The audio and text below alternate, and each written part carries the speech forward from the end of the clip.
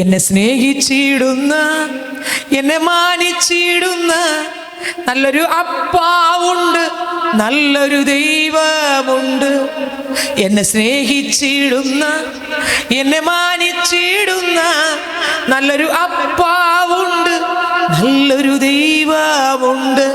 നല്ലൊരു അപ്പാവുണ്ട്, നല്ലൊരു ദൈവമുണ്ട്. കൊതിയാണപ്പാ, കൊതിയാണപ്പാ നിൻ സാന്നിധ്യത്തിൽ മറയാ. കൊതിയാണപ്പാ, കൊതിയാണപ്പാ നിൻ ഹിതങ്ങൾ ചെയ്യുവാ. എന്നെ സ്നേഹിച്ചിടുന്ന, എന്നെ മാനിച്ചിടുന്ന നല്ലൊരു അപ്പാവുണ്ട്, നല്ലൊരു ദൈവമുണ്ട്. നല്ലൊരു അപ്പാവുണ്ട്, നല്ലൊരു ദൈവമുണ്ട്. ആരെല്ലാം തള്ളിയാൽ ഏകനാകും അവസ്ഥയിലും സാന്നിധ്യത്തിൽ മറഞ്ഞു നിന്നിഷ്ടം നിറവേറ്റാൻ കൊതിയാണപ്പാ. ആരെല്ലാം തള്ളിയാലും ഏകനാകും അവസ്ഥയിലും സാന്നിധ്യത്തിൽ മറഞ്ഞു നിന്നിഷ്ടം നിറവേറ്റാൻ കൊതിയാണപ്പാ, കൊതിയാണപ്പാ, കൊതിയാണപ്പാ നിൻ സാന്നിധ്യത്തിൽ മറയാ. കൊതിയാണപ്പാ, കൊതിയാണപ്പാ നിൻ ഹിതങ്ങൾ ചെയ്യുവാ. എന്നെ സ്നേഹിച്ചിടുന്ന, എന്നെ മാനിച്ചിടുന്ന നല്ലൊരു അപ്പാവുണ്ട്, നല്ലൊരു ദൈവമുണ്ട്. നല്ലൊരു അപ്പാവുണ്ട്, നല്ലൊരു ദൈവമുണ്ട്. എൻ സ്വരമകറ്റി നിർത്തപ്പെട്ടാലും വേണമപ്പ നിന്നാദം എനിക്ക്. കൊതിയാണപ്പ ആ സ്വരം കേൾപ്പാൻ. എൻ സ്വരമകറ്റി നിർത്തപ്പെട്ടാലും വേണമപ്പ നിന്നാദം എനിക്ക്. കൊതിയാണപ്പ ആ സ്വരം കേൾപ്പാൻ. കൊതിയാണപ്പ, കൊതിയാണപ്പ നിൻ സാന്നിധ്യത്തിൽ പറയാ. കൊതിയാണപ്പ, കൊതിയാണപ്പ നിൻ ഹിതങ്ങൾ ചെയ്യുവാ. എന്നെ സ്നേഹിച്ചിടുന്ന, എന്നെ മാനിച്ചിടുന്ന നല്ലൊരു അപ്പാവുണ്ട്, നല്ലൊരു ദൈവമുണ്ട്. നല്ലൊരു അപ്പാവുണ്ട്, നല്ലൊരു ദൈവമുണ്ട്.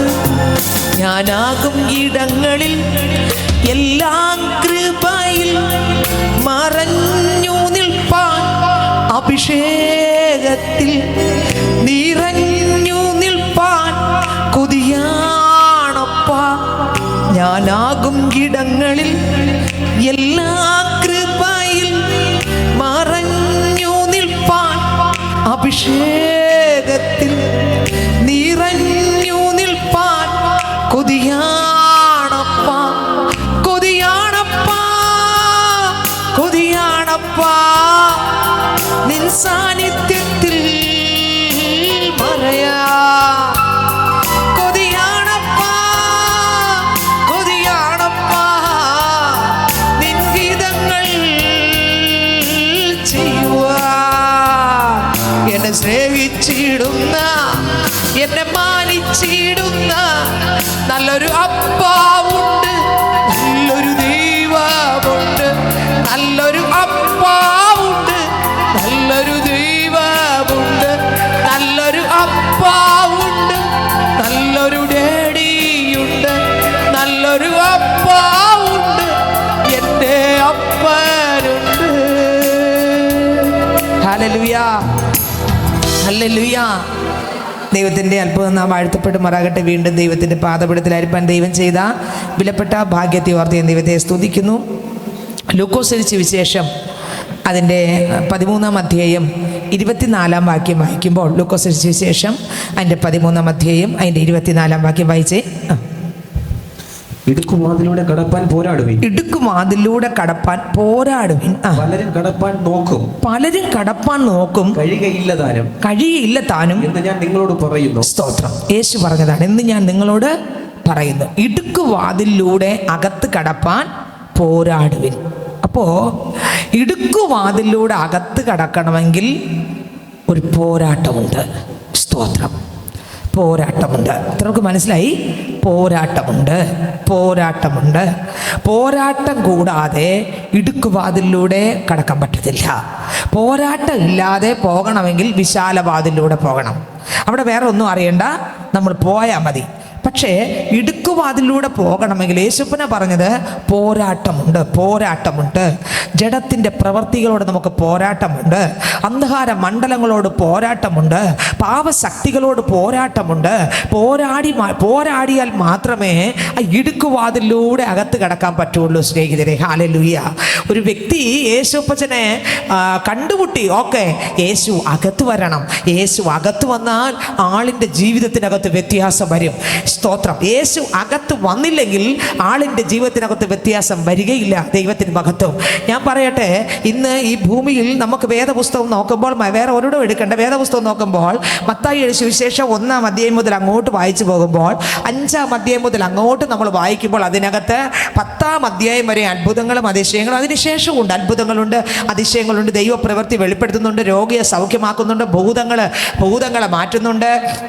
വലിയ ദൈവപ്രവർത്തികളെല്ലാം വെളിപ്പെടുത്തുന്നുണ്ട്. മരിച്ചവരെ ഉയർപ്പിക്കുന്നുണ്ട്. എല്ലാ ശുശ്രൂഷകളും ചെയ്യുന്നുണ്ട്. പക്ഷേ സ്വർഗത്തിലെ ശുശ്രൂഷ വേറെ, ഭൂമിയിലെ ശുശ്രൂഷ വേറെ. സ്വർഗത്തിലെ ശുശ്രൂഷ വേറെ, ഭൂമിയിലെ ശുശ്രൂഷ വേറെ. ഈ ഭൂമിയിൽ യേശുവാണ് ഈ ശുശ്രൂഷ എല്ലാം ചെയ്തത്.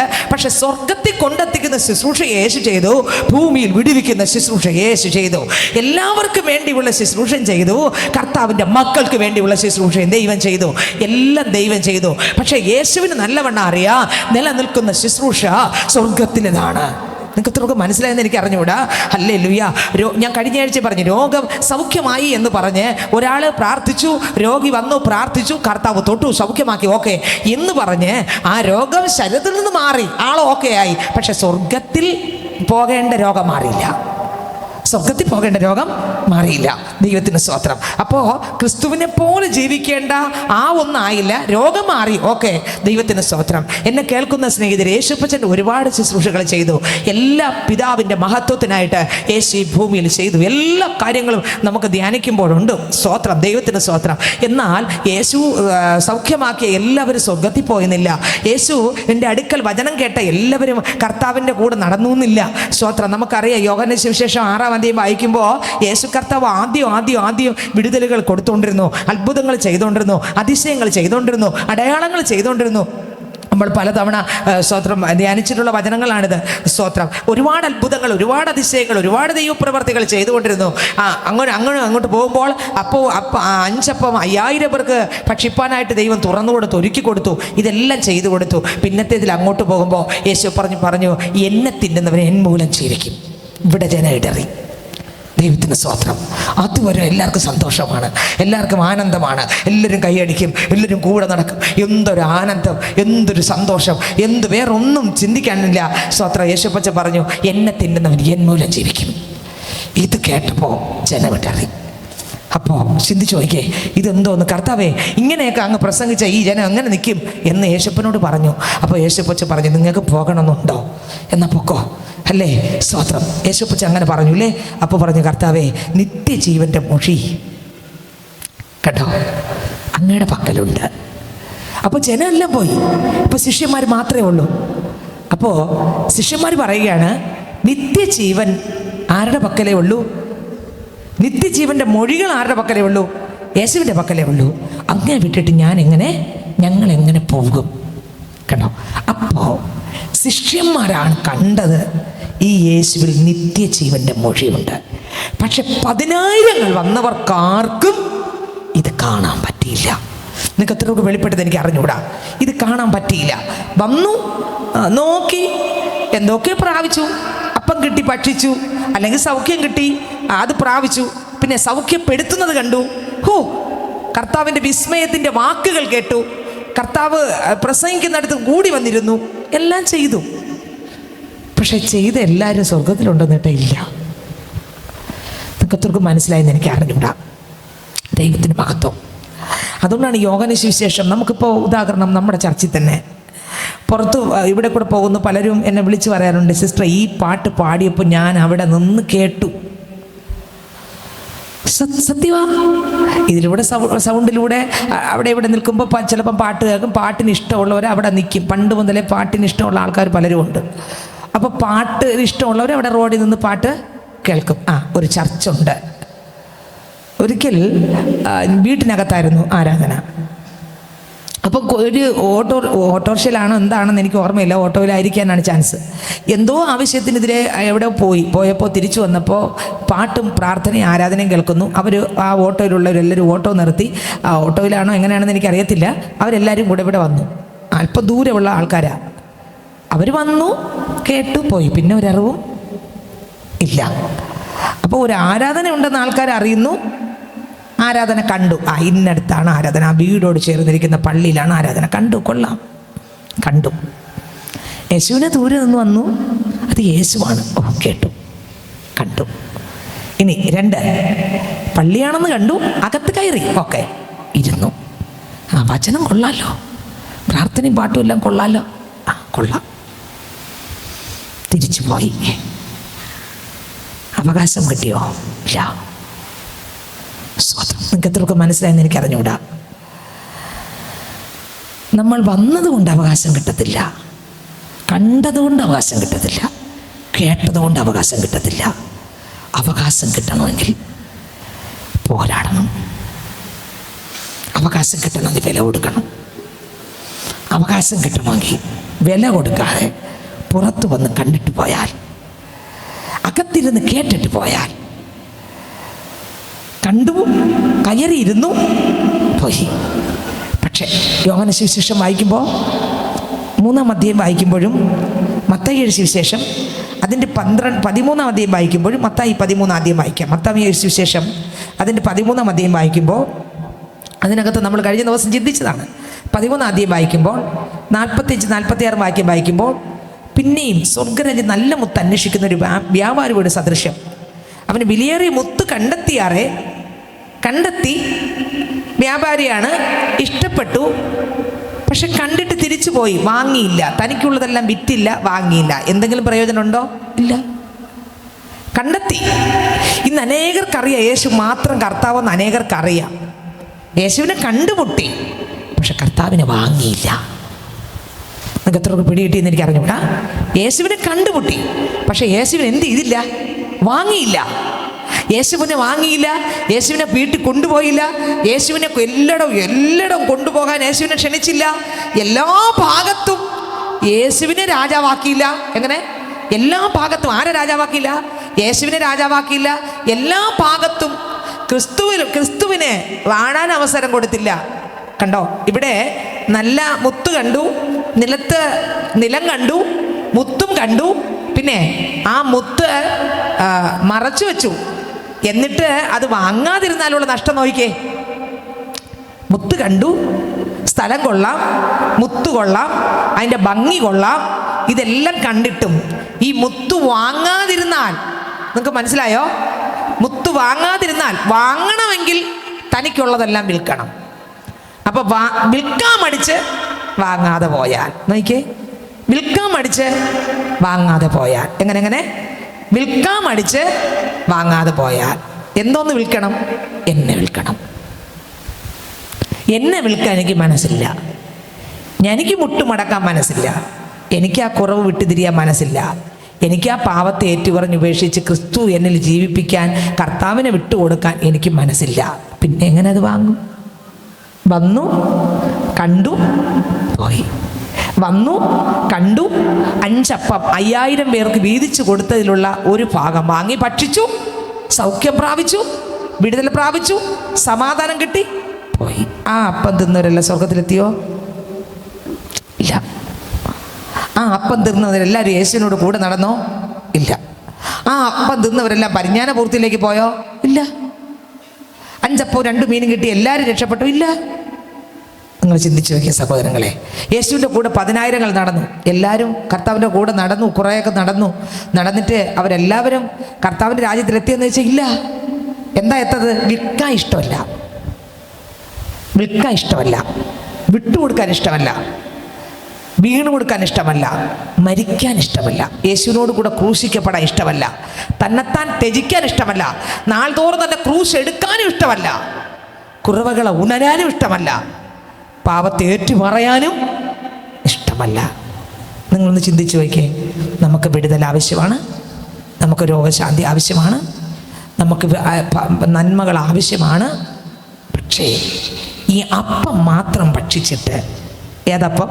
നന്മയുടെ അപ്പം മാത്രം ഭക്ഷിച്ച് അല്പനേരത്തേക്കുള്ള വിശപ്പടക്കിയിട്ട് ഒരിക്കലും വിശക്കാത്ത അപ്പം പ്രാപിച്ചില്ലെങ്കിൽ എന്ത് പ്രയോജനം? സ്തോത്രം. അപ്പോൾ ഇനി യോഹന്ന സുവിശേഷത്തിലേക്ക് 3-ാം അധ്യായത്തിലേക്ക് പോകുമ്പോൾ, യോഹന്ന സുവിശേഷം അതിൻ്റെ 3-ാം അധ്യായം അതിൻ്റെ 3-ാം വാക്യം മുതൽ വായിച്ചേ. യോഹന്ന സുവിശേഷം 3-ാം അധ്യായം 3-ാം വാക്യം മുതൽ വായിച്ചേ.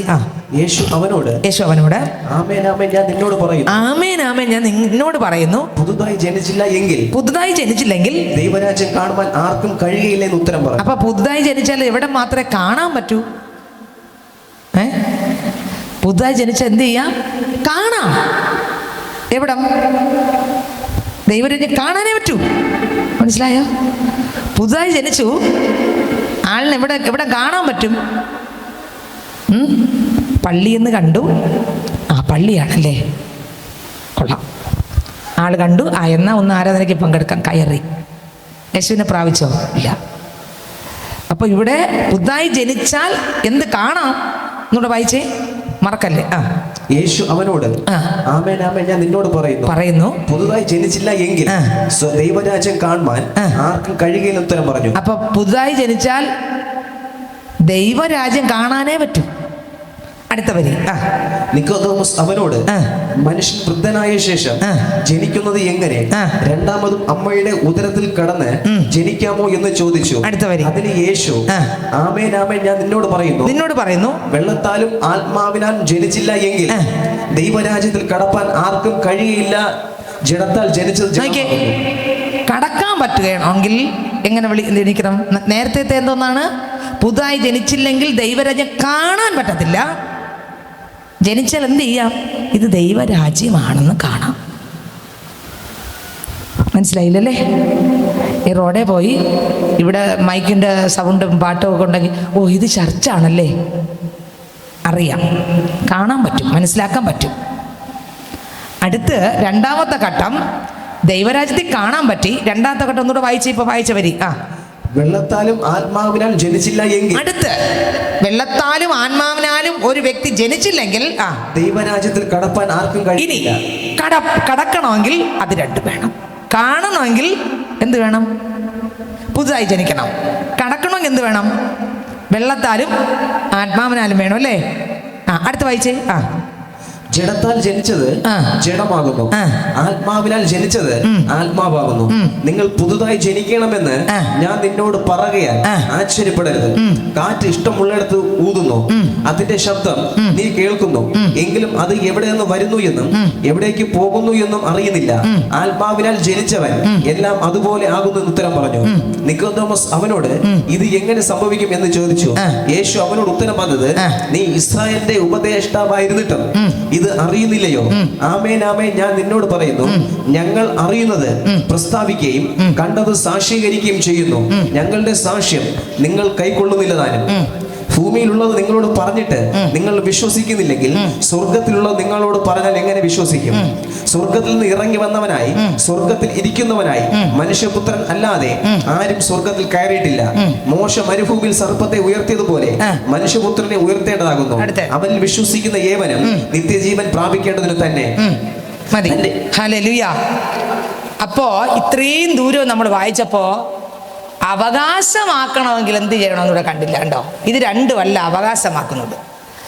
അപ്പോൾ ഒന്ന് എന്തില്ല, പുതുതായി ജനിക്കാതെ കാണാൻ പറ്റത്തില്ല. 2 എന്തോന്നാണ് എഴുതിയിരിക്കുന്നത്? വെള്ളത്താലും ആത്മാവിനാലും ജനിച്ചില്ല എങ്കിൽ എന്ത് ചെയ്യാൻ പറ്റത്തില്ല? കടക്കാൻ പറ്റത്തില്ല. ഇപ്പോൾ നേരത്തെ ഞാൻ പറഞ്ഞു ആ വചനത്തിൽ തനിക്കുള്ളതെല്ലാം വിറ്റില്ലെങ്കിൽ കണ്ടിട്ടേ പോകാൻ പറ്റൂ. എന്തോന്ന് കാണാം? മുത്ത് കാണാം, ആ നിലം കാണാം, വിൽക്കാൻ മനസ്സില്ല.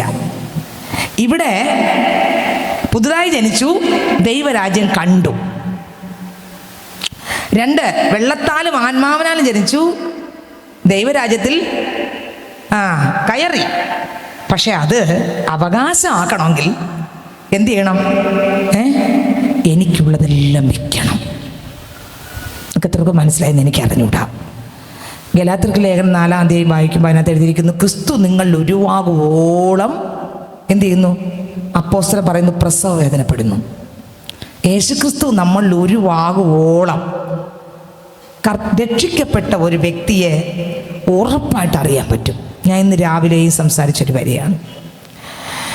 രക്ഷിക്കപ്പെട്ടോ എന്നെങ്ങനെ എനിക്ക് നിങ്ങൾ ഓരോരുത്തർക്കും രക്ഷിക്കപ്പെട്ടോ എന്നെങ്ങനെ അറിയാം? യേശുപ്പച്ചൻ്റെ സ്വഭാവം എൻ്റെ ജീവിതത്തിനകത്ത് വന്നില്ലെങ്കിൽ ഞാൻ രക്ഷ വായികൊണ്ട് ഏറ്റു പറഞ്ഞു, പക്ഷേ യേശു എൻ്റെ അകത്ത് വന്നുമില്ല, രക്ഷിക്കപ്പെട്ടുമില്ല. ഞാൻ വാവുണ്ടേറ്റ് പറഞ്ഞു, പക്ഷെ എൻ്റെ അകത്ത് വന്നുമില്ല. എൻ്റെ സ്വഭാവത്തിനകത്ത് ഒരു മാറ്റവും, നിങ്ങൾക്ക് എത്രയൊക്കെ മനസ്സിലായി? സ്വഭാവത്തിനകത്ത് ഒരു മാറ്റവും എന്ത് ചെയ്തില്ല? വന്നില്ല. ഗലാത്യർക്ക് ലേഖനം 5-ാം അധ്യായം അതിൻ്റെ 19-20 വാക്യം വായിക്കുമ്പോൾ വായിച്ചേ. ജഡത്തിന്റെ പ്രവൃത്തികളോ ദുർനടപ്പ്, അശുദ്ധി, ദുഷ്കാമം, വിഗ്രഹാരാധന, ആഭിചാരം, പക, പിണക്കം, ജാരശങ്ക, ക്രോധം, ശാഠ്യം, ദ്വന്ദ്വവശം, ഭിന്നത, അസൂയ, മദ്യപാനം, വെറുക്കൂത്ത് മുതലാവ എന്നീ വെളിവാകുന്നു. ഈ വക പ്രവർത്തിക്കുന്നവർ ദൈവരാജ്യം അവകാശമാക്കിയില്ല എന്ന് ഞാൻ മുമ്പേ പറഞ്ഞതുപോലെ. ശ്രദ്ധിച്ചോ, ഇത് അവകാശമാക്കത്തില്ല. നേരത്തെ എന്ത് ചെയ്തു? പുതുതായി ജനിച്ചു, എന്ത് ചെയ്തു? കണ്ടു, അല്ലേ? 2, വെള്ളത്താൽ ആത്മാവിനാൽ ജനിച്ചു, എന്ത് ചെയ്തു? പ്രവേശിച്ചു, അല്ലേ? 3, കണ്ടു, പ്രവേശിച്ചു. അവകാശമാക്കണമെങ്കിൽ എന്ത് ചെയ്യണം? നമ്മുടെ ജഡത്തിൻ്റെ പ്രവൃത്തികൾ മരിക്കണം. നിങ്ങൾക്ക് മനസ്സിലായോ? പള്ളി വരുന്നുണ്ട്, ഏറ്റു പറയുന്നുണ്ട്, യേശുവേ നമ്മൾ അവിടെ നില ഒരുക്കുന്നതേ ഉള്ളൂ. രക്ഷിക്കപ്പെട്ടില്ല. ആള് പറഞ്ഞു, നിലമൊരുക്കി, അവർ വീട്ടിൽ പോയി, വീണ്ടും പഴയതുപോലെ പോയി. എവിടെ സ്വർഗത്തിൽ പോയി? ഇല്ല. നിങ്ങൾക്ക് മനസ്സിലാകുന്നുണ്ടോ? ഇത് പള്ളിയാണെന്ന് കണ്ടു, പള്ളിയുടെ മുറ്റത്ത് വന്നു, പള്ളിക്കകത്ത് കയറി. പക്ഷെ സ്വന്തമാക്കണമെങ്കിൽ ഇപ്പോൾ ഈ പള്ളി സ്വന്തമാക്കണം, അതിനുള്ള പൈസ വേണമല്ലേ? വേണ്ടേ? വേണം. എങ്കിലേ ഇത് വാങ്ങാൻ പറ്റൂ. അങ്ങനെയെങ്കിൽ സ്വർഗം കണ്ടു, പ്രവേശിച്ചു. യേശുവിനെ സ്വന്തമാക്കണമെങ്കിൽ എനിക്കുള്ളതെല്ലാം വിൽക്കണം.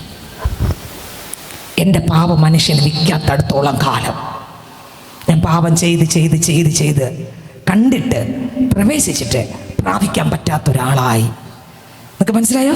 കണ്ടു, പ്രവേശിച്ചു, അത് അവകാശമാക്കാൻ പറ്റാത്ത ഒരാളായി. കണ്ടു, പ്രവേശിച്ചു, അത് അവകാശം നിങ്ങൾക്ക് എത്രക്ക് വെളിപ്പെടുന്ന എനിക്ക് അറിഞ്ഞുകൂടാ. സ്തോത്രം. നേരത്തെ വായിച്ച വചനത്തിലേക്ക് നമുക്ക് അടുത്ത് വരാമോ? ആദ്യം വായിച്ച വചനം ലൂക്കോസിന്റെ സുവിശേഷം അതിൻ്റെ 13-ാം അധ്യായം 24-ാം വാക്യം. ഇടുക്കുവാതിലൂടെ കടപ്പാൻ പോരാടുവിൻ. പലരും കടപ്പാൻ നോക്കും, കഴിയുകയില്ല താനും എന്ന് ഞാൻ നിങ്ങളോട് പറയുന്നു. വീട്ടോടെ എഴുന്നേറ്റ് മതി. അപ്പോ പോരാടണം. കടപ്പാൻ നോക്കും, കടക്കാൻ പറ്റത്തില്ല. പക്ഷെ പോരാടുന്നവനാണ് കടക്കാൻ പറ്റുള്ളൂ. ഈ പാപ മനുഷ്യൻ, പാപ ജഡ, പാപശക്തികൾ നമ്മളിൽ നിന്ന് മാറാൻ, നമ്മളിൽ വാഴാതെ കർത്താവിൻ്റെ മുമ്പിൽ വീണ് കിടന്ന്, യേശുവേ എൻ്റെ ഈ പാപ മനുഷ്യൻ മരിച്ചല്ലാതെ, എൻ്റെ ദൈവത്തിൻ്റെ ജീവനെ വെളിപ്പെട്ടിട്ടല്ലാതെ, അപ്പൻ്റെ കൃപ തന്നിട്ടല്ലാതെ, ഈ പാവത്തെ ജയിക്കാൻ യേശുപ്പാ എൻ്റെ കർത്താവിൻ്റെ ശക്തി തന്നിട്ടല്ലാതെ എന്നെ പറഞ്ഞയക്കല്ലപ്പച്ച. അങ്ങനെ നിറയണമേ അപ്പാ. ഞാൻ ഓരോ സെക്കൻഡും മരിക്കട്ടെ, ഓരോ സെക്കൻഡും തകരട്ടെ, ഓരോ സെക്കൻഡ് ഉടയട്ടെ. ഞാനല്ല, എന്നിൽ ക്രിസ്തു നിറയട്ടപ്പാ. യേശുവേ ഞാൻ കാണുക മാത്രമല്ല, പ്രവേശിക്കുക മാത്രമല്ല, എൻ്റെ അപ്പനെ പ്രാപിക്കുവാൻ, എൻ്റെ അപ്പനിൽ നിറയുവാൻ, എൻ്റെ ജഡം മരിക്കാൻ, എൻ്റെ പാപ മനുഷ്യൻ മരിക്കാൻ. നിങ്ങൾ ചിന്തിച്ചു നോക്കിയ സഹോദരങ്ങളെ, ദൈവത്തിന് സ്തോത്രം. ഒരുപാട് ചർച്ചുകളിൽ, എല്ലാ ചർച്ചുകളിലും നല്ലതിൻ്റെ കൂടെ എന്തും കൂടെ ഉണ്ട്? കളയും കൂടെ ഉണ്ട്. നല്ലതുകൊണ്ട് കളയും ഉണ്ട്. കളയും ആരാധിക്കും, കളയും കൈയടിക്കും, കളയും എല്ലാം ചെയ്യും, എല്ലാ കാര്യവും ചെയ്യും. കളയും, എല്ലാ കാര്യവും ചെയ്യും. ഏത് കാര്യം ഉണ്ടെങ്കിലും ചെയ്യും, ഏത് ശുശ്രൂഷ വേണമെങ്കിലും കള ചെയ്യും. പക്ഷേ ഈ കള ചെയ്ത് അവസാനം കെട്ടാക്കാനിരിക്കുക. നിങ്ങൾക്ക് മനസ്സിലായോ? വേദനിപ്പിക്കാനല്ല പറയുന്നത്. ഈ കള ഈ നല്ലതിനോടൊപ്പം എല്ലാം ചെയ്യുന്നുണ്ട്. നല്ലതും എടുത്തിരിക്കുന്നുണ്ട്, കളയും എല്ലാം ചെയ്യുന്നുണ്ട്, വചനം എല്ലാം കേൾക്കുന്നുണ്ട്, കള എല്ലാ കാര്യങ്ങളും കൂടെ ചെയ്യുന്നുണ്ട്, നല്ല രീതിയിൽ വളരുന്നുണ്ട്. പക്ഷേ പറിച്ചെടുക്കുമ്പോൾ ഈ കളയെ കൂട്ടി തീക്കാണിടുന്നത്. നിങ്ങൾക്ക് മനസ്സിലായോ? കളയിൽ തീക്ക് വേണ്ടി കൂട്ടും. എന്താ കാര്യം? മരിക്കാൻ ഇഷ്ടമല്ല, ആ പാവത്തെ വെറുക്കാൻ ഇഷ്ടമല്ല. യേശുപ്പച്ചൻ്റെ ആത്മാവിനെ നിറഞ്ഞ് ആ ജഡത്തിൻ്റെ പ്രവർത്തികളെ മരിപ്പിക്കാൻ വില കൊടുക്കാൻ മനസ്സില്ല. ആ ഇടുക്കുവാതിലൂടെ അകത്ത് കിടക്കാൻ പോരാടാൻ മനസ്സില്ല. ആ ജഡത്തിൽ വരുന്ന പ്രവർത്തികളെ അതിൻ്റെ രാഗമോഹങ്ങളോടുകൂടെ ക്രൂശിക്കാൻ മനസ്സില്ല. അപ്പോസ്തലൻ പറഞ്ഞു, ഞാൻ പ്രസംഗിച്ച ശേഷം ഞാൻ തന്നെ, വായിക്കാമോ? കൊരിന്ത്യർക്കുള്ള ലേഖനം 9-ാം അധ്യായം അതിൻ്റെ 27-ാം വാക്യം വായിക്കുമ്പോൾ അതിനകത്ത് എഴുതിയിരിക്കുന്നു. കൊരിന്ത്യർക്കുള്ള ലേഖനം അതിൻ്റെ 9-ാം അധ്യായം അതിൻ്റെ 27-ാം വാക്യം വായിക്കുമ്പോൾ വേദപുസ്തകത്തിനകത്ത് എഴുതിയിരിക്കുന്നു, ഞാൻ പ്രസംഗിച്ച ശേഷം ഞാൻ തന്നെ കൊള്ളരുതാത്തവരായി 1 കൊരിന്ത്യർക്കുള്ള ലേഖനം 9-ാം അധ്യായം 27 വായിച്ചേ. മറ്റുള്ളവർ പ്രസംഗിച്ച ശേഷം ഞാൻ തന്നെ കൊള്ളരുതാത്തവനായി പോകാതിരിക്കേണ്ടതിന് എന്റെ ശരീരത്തെ ദണ്ഡിപ്പിച്ച് അടിമയാക്കുന്നു. കണ്ടോ? മുകളിൽ 22 മുതൽ വായിച്ചേ. ബലഹീനന്മാരെ നേടേണ്ടതിന് ഞാൻ ബലഹീനനായി അടുത്ത ഏത് വിധത്തിലും ചിലർ രക്ഷിക്കേണ്ടതിന് എല്ലാവർക്കും എല്ലാമായി തീർന്നു. എത്രർക്ക് ആഗ്രഹമുണ്ട് എല്ലാവർക്കും എല്ലാം ആയി തീരാൻ. ഞാൻ ഏത് വല്ലപ്പാന്ന് അപ്പൻ്റെ കൃപ ഉണ്ടെങ്കിൽ ഇതിന് പറ്റുള്ളൂ. സ്നേഹിതരെ, അമ്മയെ വീണ് കൊടുക്കാൻ, സമർപ്പിച്ചു കൊടുക്കാൻ, അപ്പച്ചനൊന്ന് നിറയാൻ വേണ്ടി വിട്ടുകൊടുക്കാൻ. സ്വത്രം പ്രസംഗിക്കാൻ എന്ത് എളുപ്പമാണ്, പാടാൻ എന്ത് എളുപ്പമാണ്, ശുശ്രൂഷയൊക്കെ ചെയ്യാൻ എന്ത് എളുപ്പമാണ്. ജീവിതത്തിനകത്തില്ലെങ്കിൽ യേശുപ്പച്ചൻ ഒരു ദിവസം പറയും, നിന്നെ എനിക്കറിയത്തില്ല. പ്രവേശിച്ചു, പക്ഷേ പ്രാപിക്കാൻ പറ്റിയില്ലെങ്കിൽ, ക്രിസ്തുവിനെ വാങ്ങാൻ പറ്റിയില്ലെങ്കിൽ, ആ ക്രിസ്തുവിനെ വാങ്ങണമെങ്കിൽ എനിക്കുള്ളത് വിൽക്കാൻ പറ്റിയില്ലെങ്കിൽ എന്തോന്ന് ഫലം? പള്ളിയിൽ പോയി ഞായറാഴ്ച ആരാധിച്ചില്ലേ, എല്ലാം ചെയ്തു, പക്ഷെ കർത്താവിനെ വാങ്ങിയില്ല. കർത്താവിനെ വാങ്ങണമെങ്കിൽ എനിക്കുള്ളത് വിൽക്കണം. എനിക്കുള്ളത് വിൽക്കണമെന്ന് ഞാൻ എന്നർത്ഥം? എൻ്റെ വസ്തുവകളെല്ലാം വിൽക്കണമെന്നാണ്? അല്ല, പാവ മനുഷ്യനെ വിൽക്കണം. ആ പാവ മനുഷ്യനെ വിൽക്കാത്തടത്തോളം കാലം, അത് വീണ്ടും വളരുന്നിടത്തോളം കാലം കർത്താവിൻ്റെ അടുത്ത് വരുന്നു. 5 അപ്പം 5000 പേർക്ക് വീതിച്ചതിൻ്റെ കൂട്ടത്തിൽ ഞാൻ വിലയിട്ടിരിക്കുന്നു, വാങ്ങുന്നു, ഭക്ഷിക്കുന്നു. ക്ഷീണം മാറി, ഞാൻ പോകുന്നു. ഭാരം മാറി, ഞാൻ പോകുന്നു. പ്രശ്നം മാറി, ഞാൻ പോകുന്നു. പ്രതിസന്ധി മാറി, ഞാൻ പോകുന്നു. പ്രതികൂലം മാറി, ഞാൻ പോകുന്നു. ദൈവത്തിന് സ്തോത്രം, ദൈവത്തിന് മഹത്വം. അത്രയേ ഉള്ളൂ. പക്ഷേ ആ ജീവൻ പ്രാപിച്ചിട്ടില്ല. ആ ജീവൻ പ്രാപിച്ചാൽ അപ്പം തിന്നിട്ട് പോവുക മാത്രമല്ല, ആ ജീവനിലൂടെയുള്ള സ്വഭാവം വെളിപ്പെടും.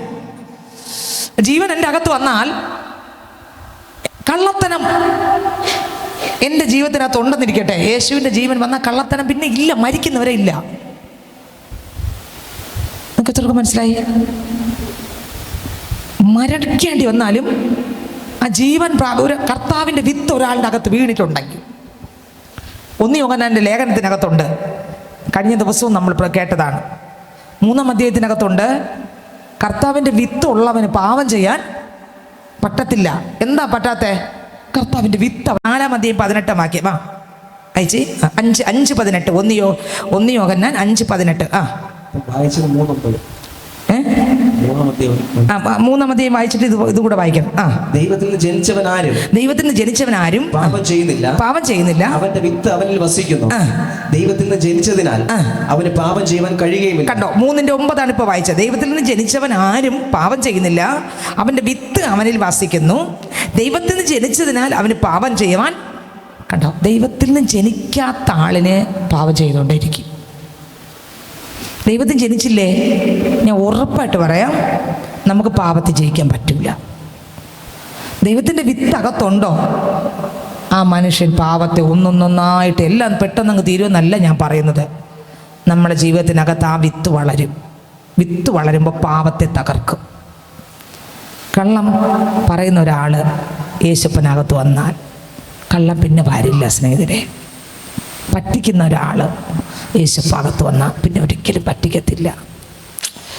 പകയുള്ള ഒരാൾ യേശു പകത്ത് വന്ന ആ വിത്തുണ്ടെങ്കിൽ പിന്നെ വേറൊരാളിനോട് പകയില്ല. ഉറപ്പ്. ഞാൻ 100% പറയുകയാണ്, പകയില്ല. പിന്നെ പകയില്ല. നമ്മൾ ഏറ്റവും മോശം വാക്ക് പറഞ്ഞെന്നിരിക്കട്ടെ, പക വരില്ല.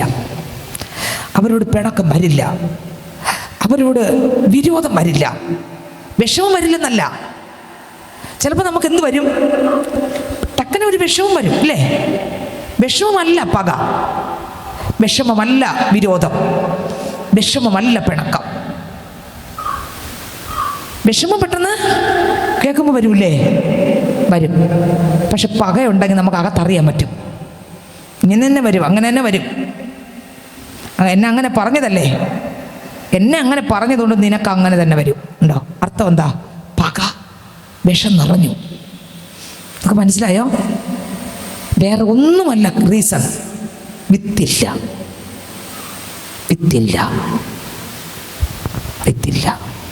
അല്ല, അപ്പുറത്തൊന്നുമില്ല. ഇനി വിത്തില്ല. അപ്പം നമ്മൾ എത്രമാത്രം മുട്ടുമടക്കേണ്ടിയിരിക്കുന്നു. നിങ്ങൾ ചിന്തിച്ചു നോക്കിയേ. നമ്മൾ ഈ കളയെ പോലെ വളർന്ന് കുറേയൊക്കെ പ്രസംഗിച്ച്, കുറേയൊക്കെ ഓടി, കുറേയൊക്കെ ആരാധിച്ച്, കുറേയൊക്കെ ഉപവസിച്ച് പ്രാർത്ഥിച്ച്, കുറേയൊക്കെ ഉപവസിക്കണം, പ്രാർത്ഥിക്കണം, എല്ലാം വേണം. എന്നിട്ട് 5 അപ്പം 5000 പേർക്ക് കൊടുത്തു എൻ്റെ കൂട്ടത്തിൽ നമ്മൾ വരുന്ന 5 അപ്പവും കഴിച്ച് വിശപ്പുടക്കി. അർത്ഥം എന്താ? ഈ വിശപ്പിൻ്റെ അർത്ഥം എന്താ? ഈ വിശപ്പിന് ഞാൻ ഉദ്ദേശിക്കുന്ന അർത്ഥം എന്തെന്നാ? ഈ ലോകത്തിലുള്ള ഭൗതിക നന്മയെ പ്രാപിച്ച് വേണം. സ്തോത്രം. ഇത് മാത്രം പ്രാപിച്ച് ആൾക്കാർ കാണുമ്പോൾ അവരിങ്ങനെ പള്ളി പോയി, എല്ലാം കിട്ടി. പക്ഷെ കിട്ടേണ്ടത് കിട്ടിയിട്ടില്ല. എല്ലാം കിട്ടി, ആൾക്കാരുടെ കണ്ണിൻ്റെ മുമ്പിൽ എല്ലാം കിട്ടിയില്ലേ? പ്രാർത്ഥിച്ച് എല്ലാം കിട്ടി. ചിലർ പറയുന്ന കേട്ടില്ലേ, ഞാൻ പ്രാർത്ഥിച്ചു എല്ലാം എനിക്ക് കിട്ടി. എല്ലാം കിട്ടി. കർത്താവിനെ കിട്ടിയോ? സ്വഭാവത്തിന് മാറ്റം വന്നോ? ഇല്ല. ജീവിതത്തിനകത്ത് വ്യത്യാസം വന്നോ? ഇല്ല. അപ്പൊ പിന്നെ എന്താ കിട്ടിയേ? ആ കള്ളത്തനം മാറിയോ? ഇല്ല. ആ വിരോധം മാറിയോ? ഇല്ല. ആ പിണക്ക് മാറിയോ? ഇല്ല. ആ കോപ സ്വഭാവം മാറിയോ? ഇല്ല. അതങ്ങനെ തന്നെ ഇരിപ്പുണ്ട്. അത് കൂടുന്നല്ലാതെ കുറയുന്നില്ല. അപ്പൊ എന്തില്ല? അകത്തെന്തില്ല? വിത്ത് ഇല്ല. ദൈവത്തിന് സ്തോത്രം. ആ വിത്ത് ഉണ്ടെങ്കിൽ 18 വാക്യം വായിച്ച് 1 യോഹന്നാൻ 5:18. ദൈവത്തിൽ നിന്ന് ജനിച്ചിരിക്കുന്നവൻ ആരും പാപം ചെയ്യുന്നില്ല എന്ന് നാം അറിയുന്നു. ദൈവത്തിൽ നിന്ന് ജനിച്ചവൻ തന്നെ താൻ സൂക്ഷിക്കുന്നു, ദുഷ്ടൻ അവനെ തൊടുന്നതുമില്ല. കണ്ട, 2 വാക്യം മറക്കരുത്. ദൈവത്തിൽ നിന്ന് ഞാൻ ജനിച്ചിട്ടുണ്ടോ, എന്നെ തന്നെ ഞാൻ സൂക്ഷിച്ചുകൊണ്ടിരിക്കും. കാരണം എൻ്റെ ദൈവത്തിൽ ഞാൻ ജനിച്ചിരിക്കുകയാണ്. സാധാരണ ജനനമല്ല.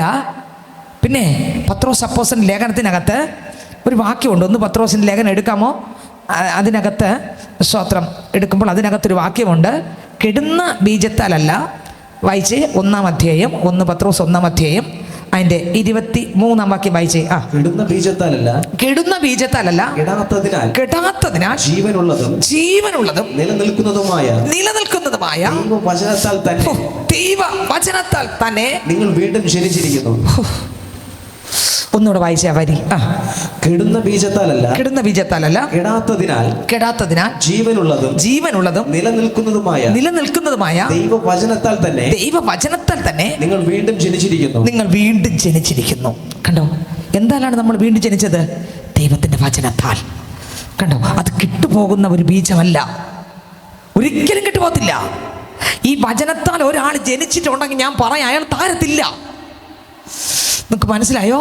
അതുകൊണ്ടാണ് എപ്പോഴും ഞാൻ പറയുന്നത്, നമ്മളെ ജീവിതത്തിനകത്ത് യേശു വന്നിട്ടുണ്ടെങ്കിൽ അറിയാൻ പറ്റും. അയാൾക്ക് വിരോധം കാണിക്കാൻ പറ്റത്തില്ല.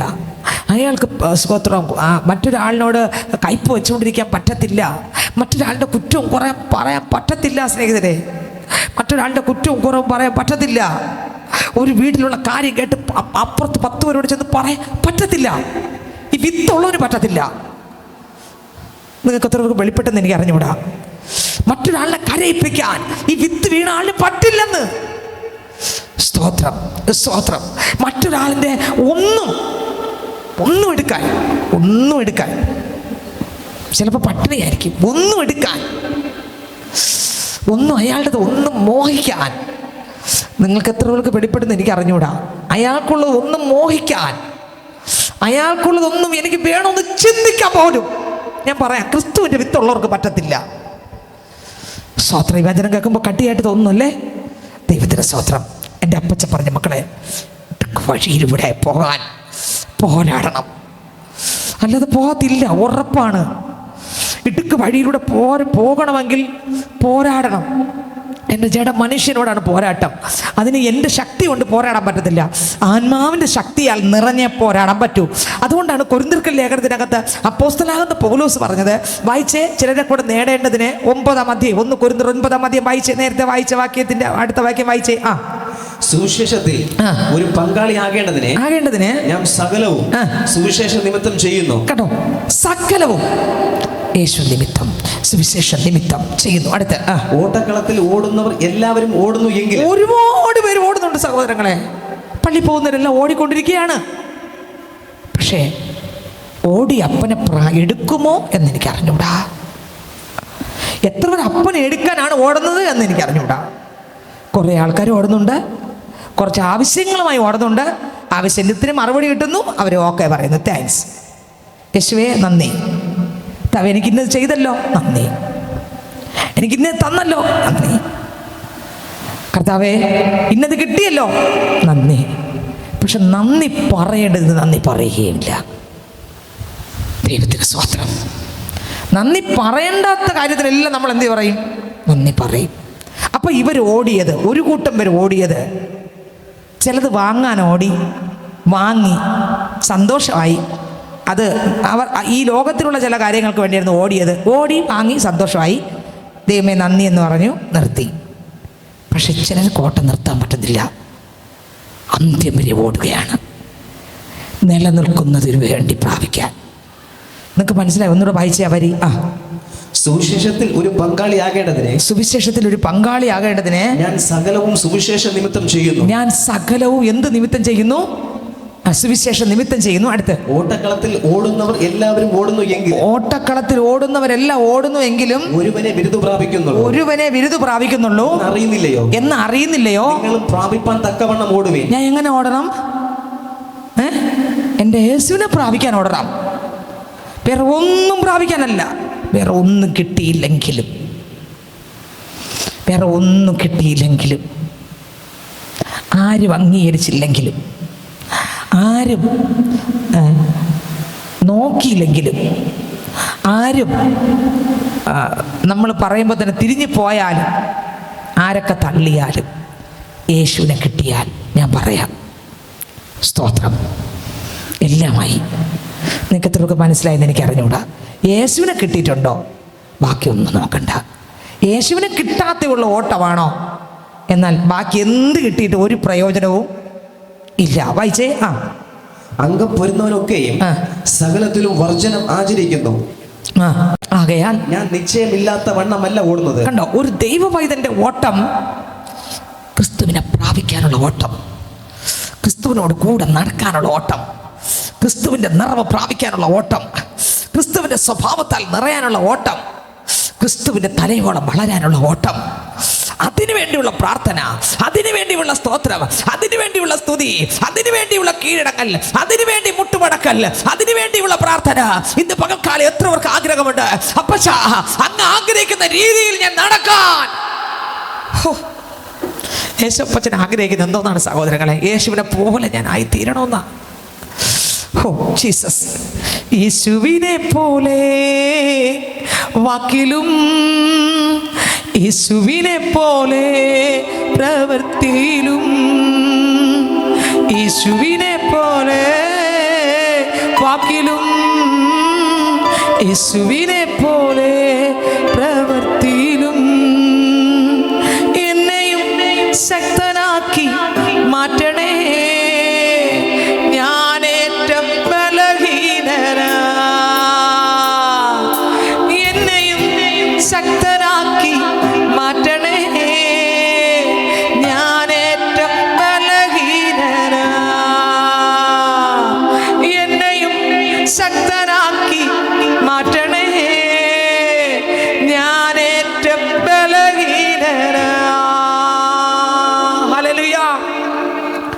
താഴത്തോട്ടുള്ള വരി അടുത്ത സ്റ്റാൻസുകൾ പാടുമ്പോൾ, കർത്താവേ, ഈ പാപത്തോട് എതിർത്ത് നിൽക്കാൻ ത്രാണി എന്നിൽ ഒട്ടുമില്ലൻ യേശുപ്പ. അപ്പാ ദൈവമേ, ഈ ലോകത്തിൽ ഒരുപാട് പാപ സ്വഭാവങ്ങളുണ്ട്. ഇതിനെ ജയിക്കാൻ അപ്പാ എൻ്റെ മേൽ ശക്തിയില്ല അപ്പാ. കർത്താവേ, അങ്ങയുടെ കൃപ എനിക്ക് തരണമേ. ഇത്രക്ക് ആഗ്രഹമുണ്ട് അപ്പച്ചാ. ദൈവമേ, പാപത്തോട് ജയിക്കാൻ, പാപത്തോട് യുദ്ധം ചെയ്യാൻ, എൻ്റെ യുദ്ധം മനുഷ്യനോടല്ല, എൻ്റെ ജഡത്തെ തകർക്കാൻ നോക്കുന്ന, എൻ്റെ അപ്പൻ്റെ സ്നേഹം പ്രാപിക്കാൻ പറ്റാതെ തടഞ്ഞു നിർത്തുന്ന എൻ്റെ ജഡത്തോടാണ്. അപ്പം എൻ്റെ ജഡത്തിൽ വരുന്ന ചിന്തകൾ, ജഡത്തിൻ്റെ പ്രവർത്തികൾ, അത് മരിപ്പിക്കുന്നതാണ്, അത് അവകാശം നഷ്ടപ്പെടുന്നതാണ്. അതിനെ തകർക്കാൻ ജീസസ്, ഹല്ലേലൂയ. എത്രയൊക്കെ ആഗ്രഹമുണ്ട് അപ്പച്ചാ, ജഡത്തിൻ്റെ പ്രവർത്തികളെ മരിപ്പിക്കാൻ. എന്നെക്കൊണ്ട് ശക്തിയില്ല അപ്പാ. പാപത്തോട് എതിർക്കാൻ ത്രാണി എന്നിൽ ഒട്ടുമില്ലൻ യേശുവേ. അപ്പാ, എനിക്ക് ത്രാണിയില്ല, എനിക്ക് ശക്തിയില്ല, എനിക്ക് ബലമില്ല. ദൈവത്തിന് മാത്രമേ ശക്തി തരാൻ കഴിവുള്ളൂ. കർത്താവേ, ആ ശക്തി എനിക്ക് തരണമേ. പാപത്തെ എനിക്ക് ജയിക്കണം. ഞാൻ പാപത്തിന് കീഴടങ്ങുകയല്ല, പാപം എൻ്റെ കാൽ കീഴിൽ അമരണം. പാപം എനിക്ക് ചെയ്യാൻ പറ്റാതാകണം. പാപം എന്നെ വാഴുകയല്ല, പാപത്തെ ഞാൻ തകർത്ത് കരിപ്പണമാക്കാൻ എനിക്ക് ശക്തിയില്ല. പക്ഷെ ആത്മാവേ എന്നിൽ നിറയുക. ഹല്ലേലൂയ. ആത്മാവേ എന്നിൽ നിറയുക, പരിശുദ്ധാത്മാവേ എന്നിൽ നിറയുക. എത്ര പേർക്ക് ആഗ്രഹമുണ്ട് നോക്കിയേ. നിശ്ചയമില്ലാത്ത വണ്ണമല്ല ഓടുന്നത്, നിശ്ചയത്തോടെ പോരാടിക്കൊണ്ട് ഓടുകയാണ്. സ്തോത്രം. പാപം ചെയ്യിക്കുന്ന ആ ഇരുട്ടിനോട് പോരാടിക്കൊണ്ട് ഓടുകയാണ്. ജഡത്തിന്റെ ശക്തികളോട് പോരാടിക്കൊണ്ട് ഓടുകയാണ്. പാപ മനുഷ്യനോട് പോരാടിക്കൊണ്ട് ഓടുകയാണ്. ഇല്ലടാ, സ്തോത്രം, നീ എന്നെ ഇങ്ങനെ ചെയ്യുമായിരിക്കാം, പക്ഷെ ഇല്ല, ഞാൻ എൻ്റെ ദൈവത്തിന്റെ മുമ്പിൽ മുട്ടുമടക്കത്തുള്ളൂ. ഏതൊക്കെ പ്രതികൂലം വന്നാലും, ഏതൊക്കെ പ്രശ്നത്തിലൂടെ പോയാലും, ഇല്ലടാ, ഇല്ല. Jesus, Jesus, Jesus. എന്തൊക്കെ പറഞ്ഞോളട്ടെ, ആരൊക്കെ എന്തൊക്കെ ചിന്തിച്ചോളട്ടെ, എനിക്ക് വിഷയമില്ല. ഹല്ലേലൂയ. എനിക്ക് വിഷയമില്ല. ആരൊക്കെ എന്തൊക്കെ പറഞ്ഞാലും എനിക്ക് വിഷയമില്ല. കൊരിന്ത്യർക്ക് ലേഖനത്തിൽ തന്നെ, അതിനകത്ത് 2 കൊരിന്ത്യർക്ക് ലേഖനം വായിക്കുമ്പോൾ അതിനകത്ത് അപ്പോസ്തലനെ എഴുതി വെച്ചിരിക്കുകയാണ്. 6-ാം അധ്യായം അതിൻ്റെ 2-ാം വാക്യം മുതൽ അങ്ങോട്ട് വായിക്കുമ്പോൾ, വായിച്ചേ, 6:2 മുതൽ. നിങ്ങൾക്ക് എത്ര പേർക്ക് ഗ്രഹിക്കാൻ പറ്റുന്നുള്ളൂ എനിക്കറിയത്തില്ല സ്നേഹിതരെ. സ്വത്രം 6:2 മുതൽ ഒന്ന് വായിച്ചേ. 3 മുതൽ. ശുശ്രൂഷയ്ക്ക് ആക്ഷേപം വരാതിരിക്കേണ്ടതിന് ഞങ്ങൾ ഒന്നിലും ഇടർച്ചയ്ക്ക് ഹേതു കൊടുക്കാതെ. നമ്മൾ ഇടർച്ചയ്ക്ക് ഒന്നിലുമല്ല, എല്ലാത്തിലും ഹേതു കൊടുത്തോണ്ടിരിക്കുക. നമ്മളെല്ലാത്തിനും ഇടർച്ചയ്ക്ക്, അപ്പോസ്തലൻ പറഞ്ഞ് ഒന്നിലും കൊടുക്കാതിരിക്കാൻ വേണ്ടി നമ്മളെല്ലാത്തിനും കൊടുത്തോണ്ടിരിക്കുകയാണ്. വായിച്ചേ. ഇടർച്ചയ്ക്ക് ഹേതു കൊടുക്കാതെ സകലത്തിലും ഞങ്ങൾ തന്നെ ദൈവത്തിന്റെ ശുശ്രൂഷകന്മാരായി കാണിക്കുന്നു. കണ്ടോ? സകലത്തിലും ഒരിടത്ത് പോലും ഇല്ലാതെ. അടുത്ത വരി. ബഹുസഹിഷ്ണുത. അതാണ് പോരാടുന്നവരുടെ പ്രത്യേകത. ക്രിസ്തുവിൽ ലക്ഷ്യത്തോടെ പോരാടുന്നവരുടെ, നിശ്ചയത്തോടെ. ഞങ്ങൾ നിശ്ചയമില്ലാത്ത വണ്ണമല്ല ഓടുന്നത്, ഞങ്ങൾ നിശ്ചയത്തോടെയാണ് ഓടുന്നത്. എന്തോന്ന്?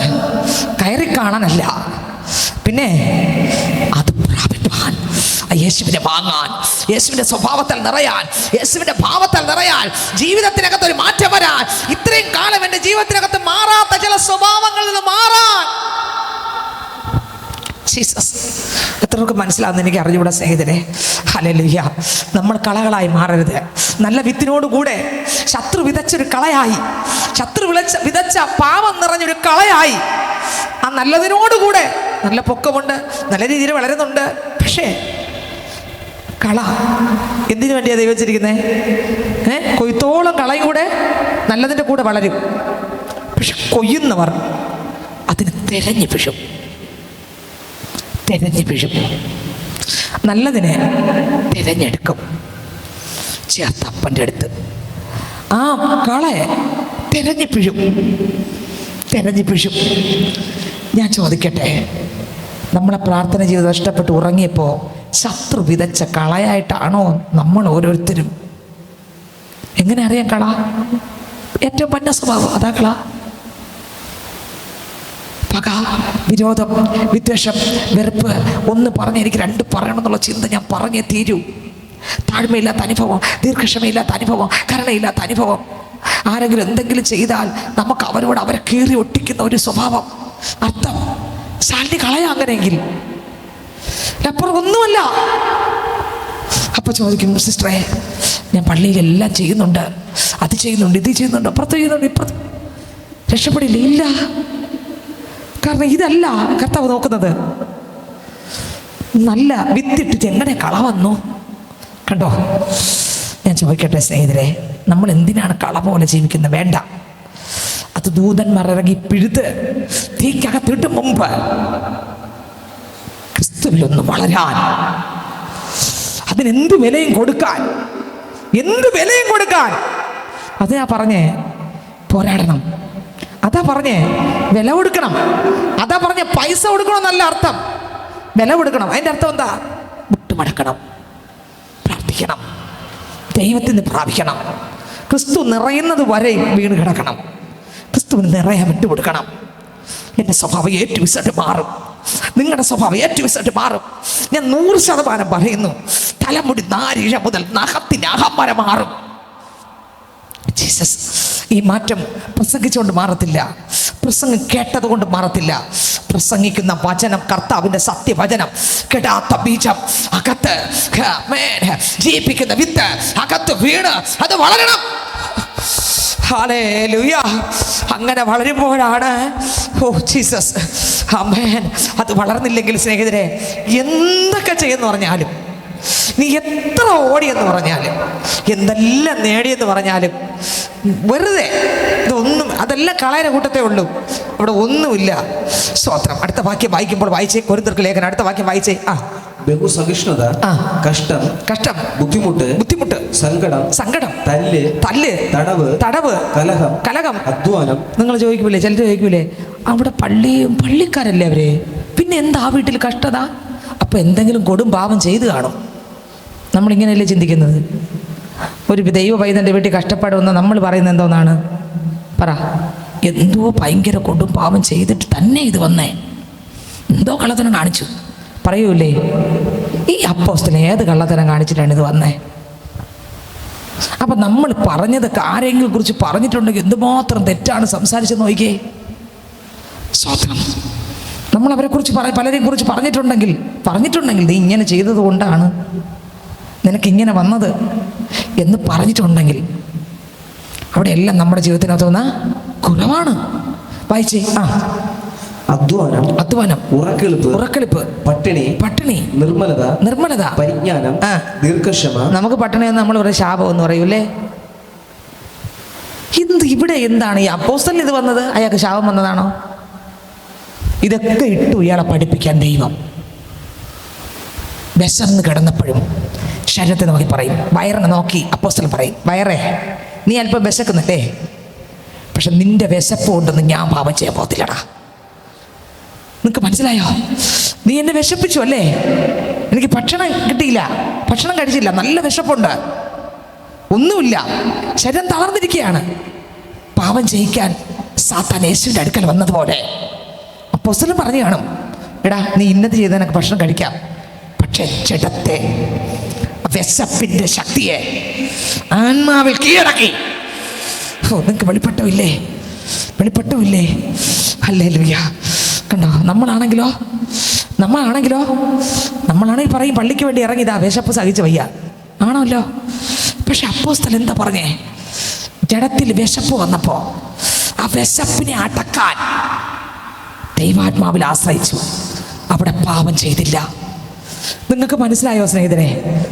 അപ്പൊ ഇതൊരു ശാപമാണോ? അല്ല, പിന്നെയോ എൻ്റെ വിശുദ്ധീകരണത്തിന് വേണ്ടി ചിലയിടത്തൂടെയൊക്കെ എന്നെ കൊണ്ടുപോകുമ്പോൾ എന്നെ താഴ്മ പഠിക്കാൻ, എന്നെ വിനയം പഠിക്കാൻ, എന്നെ എളിമ പഠിക്കാൻ, ക്രിസ്തുവിന്റെ സ്വഭാവത്താൽ നിറയാൻ, ക്രിസ്തുവിനെ പോലെ ക്രിസ്തുവിന്റെ കഷ്ടങ്ങൾക്ക് പങ്കുള്ളവനാക്കാൻ, ഹല്ലേലൂയ, ക്രിസ്തുവിന്റെ കൂടെ നടത്താൻ, ക്രിസ്തുവിൽ നിറയാൻ, ക്രിസ്തുവിന്റെ സ്വഭാവത്തെ തരാൻ, ക്രിസ്തുവിന്റെ സൗമ്യ തരാൻ, അങ്ങനെയുള്ളവരോട് ഈ തിരുവചനം പറഞ്ഞു കൊടുക്കുക. എന്നെ ചിലയിടത്തൂടെ കൊണ്ടുപോകുമ്പോൾ ഞാൻ എന്തറിയാമോ? 3 ദിവസം ഉപവസിക്കും ഇത് മാറാൻ.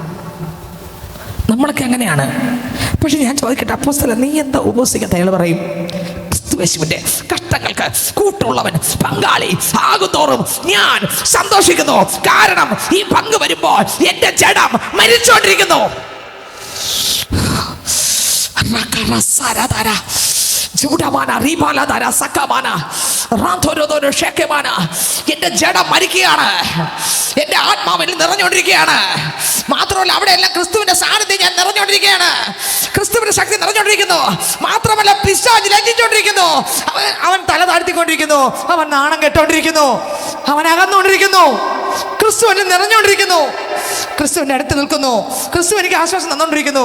ക്രിസ്തു എനിക്ക് ബലപ്പെടുത്തിക്കൊണ്ടിരിക്കുന്നു. ക്രിസ്തു എന്നെ ഓരോ റൂട്ടിലും എന്നെ പരീക്ഷകളുടെ നടുവിൽ ജയിച്ച് ഒരു തിളങ്ങുന്ന ഈ കരിക്കട്ടയ്ക്കകത്ത്, ഈ തീക്കകത്ത് കരിക്കട്ട പോലെ കിടക്കുന്ന എന്നെ തിളങ്ങുന്ന ഒരു പാത്രമാക്കി. ജീസസ്, ഏകനല്ല നീ സോദരാ, ഏകയല്ല നീ സോദരി, ഏകനല്ല നീ സോദരാ, ഏകയല്ല നീ സോദരി. ഹല്ലേലൂയ. ഈ തീക്കകത്ത് അപ്പോസ്തലൻ കിടക്കുമ്പോഴും ആ മനുഷ്യൻ ഏകനല്ല. രോഗം വരുമ്പോൾ കർത്താവിനോട് ഇറങ്ങി ആദ്യം കിട്ടി കണ്ണിലൊരൊറ്റ ഇടിയോടും കൂടെ കണ്ണുപോയി. ഇതെല്ലാം ധനാട്യ കുടുംബത്തിൽ ജനിച്ച ഈ മനുഷ്യൻ്റെ കണ്ണങ്ങ് പോയി. അപ്പോഴും കണ്ണിനെ നോക്കിയിട്ട്, എടാ ഈ ജഡം മണ്ണ, ഈ മണ്ണിലുള്ള ഒരു അവയവമാണ് കണ്ണ്. ഈ കണ്ണ് നീ അടിച്ചു പൊട്ടിച്ചല്ലേ, എനിക്കൊരു കുഴപ്പമില്ലടാ. എൻ്റെ അകത്തുള്ള കണ്ണ് നിനക്ക് പൊട്ടിക്കാൻ പറ്റിയില്ലല്ലോ. എൻ്റെ അകത്തൊരു കണ്ണുണ്ടടാ. അത് യേശുവിനെ കാണാനുള്ള കണ്ണ്, വെളിപ്പാട് കാണാനുള്ള കണ്ണ്, സ്വർഗം കാണാനുള്ള കണ്ണ്, ദർശനം കാണാനുള്ള കണ്ണ്. എല്ലാവരും തള്ളി പറയുമ്പോഴും തള്ളി പറയാത്ത യേശുവിനെ കാണാനുള്ള കണ്ണ്, എൻ്റെ പാപത്തെ ക്ഷമിച്ച ക്രിസ്തുവിന്റെ സ്നേഹത്തിന്റെ ആഴമറിയാനുള്ള കണ്ണ്. ഓ ജീസസ്, ദൈവത്തിന് സ്തോത്രം, ദൈവത്തിന് സ്തോത്രം. ഓ ജീസസ്, ആഴമാർന്ന സ്നേഹമേ നാഥൻ നൽകി നടത്തിയിടുന്നു, അളവില്ലാദാനത്തെ നാഥൻ നൽകി നടത്തിയിടുന്നു. വർണ്ണിച്ചിടാൻ വാക്ക് പോരായേ, വർണ്ണിച്ചിടാൻ നാവ് പോരായേ, വർണ്ണിച്ചിടാൻ വാക്ക് പോരായേ, വർണ്ണിച്ചിടാൻ നാവ് പോരായേ, വർണ്ണിച്ചിടാൻ വാക്ക് പോരായേ, വർണ്ണിച്ചിടാൻ നാവ് പോരായേ. ആഴമാർന്ന സ്നേഹമേ നാഥൻ നൽകി നടത്തിയിടുന്നു, അളവില്ലാദാനത്തെ നാഥൻ നൽകി നടത്തിയിടുന്നു. വർണ്ണിച്ചിടാൻ വാക്ക് പോരായേ, വർണ്ണിച്ചിടാൻ നാവ് പോരായേ, വർണ്ണിച്ചിടാൻ വാക്ക് പോരായേ, വർണ്ണിച്ചിടാൻ നാവ് പോരായേ. ആഴമാർന്ന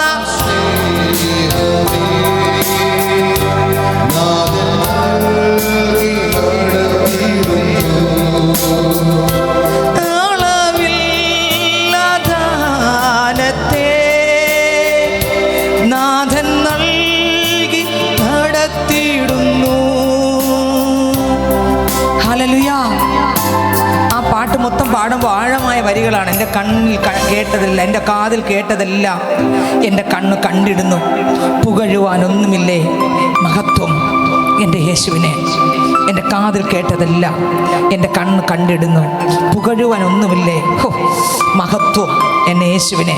യേശു എന്നിൽ വന്നതിനാൽ ഭയമില്ല, എനിക്ക് തെല്ലും. അഭിഷേകം തന്നതിനാൽ ജയത്തോടെ നടന്നിടുമേ. കണ്ടോ, അപ്പോസ്തലന്റെ കണ്ണിൽ അടിച്ചു പൊളിച്ചപ്പോഴും അപ്പോസ്തലന്റെ അകം കണ്ണിന് അടയ്ക്കാൻ കഴിഞ്ഞില്ല. സാന്നിധ്യം ഞാൻ വാഞ്ചിക്കുന്നേ, മേഘം പോലെ ഇറങ്ങണമേ. മറ്റൊന്നും കാണുന്നില്ലേ ഞാൻ, ശോഭയേറും മുഖം കാണുന്നേ. എൻ്റെ കാതിൽ കേട്ടതിൽ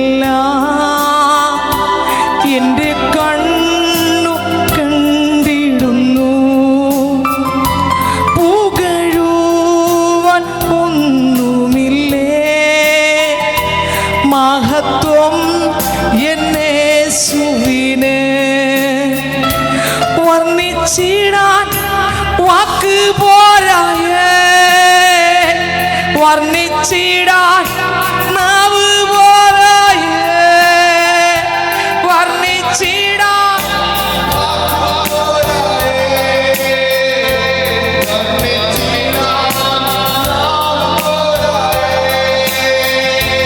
വർണ്ണിച്ചിടാൻ വാക്ക് പോരായേ, വർണ്ണിച്ചിടാൻ നാവ് പോരായേ.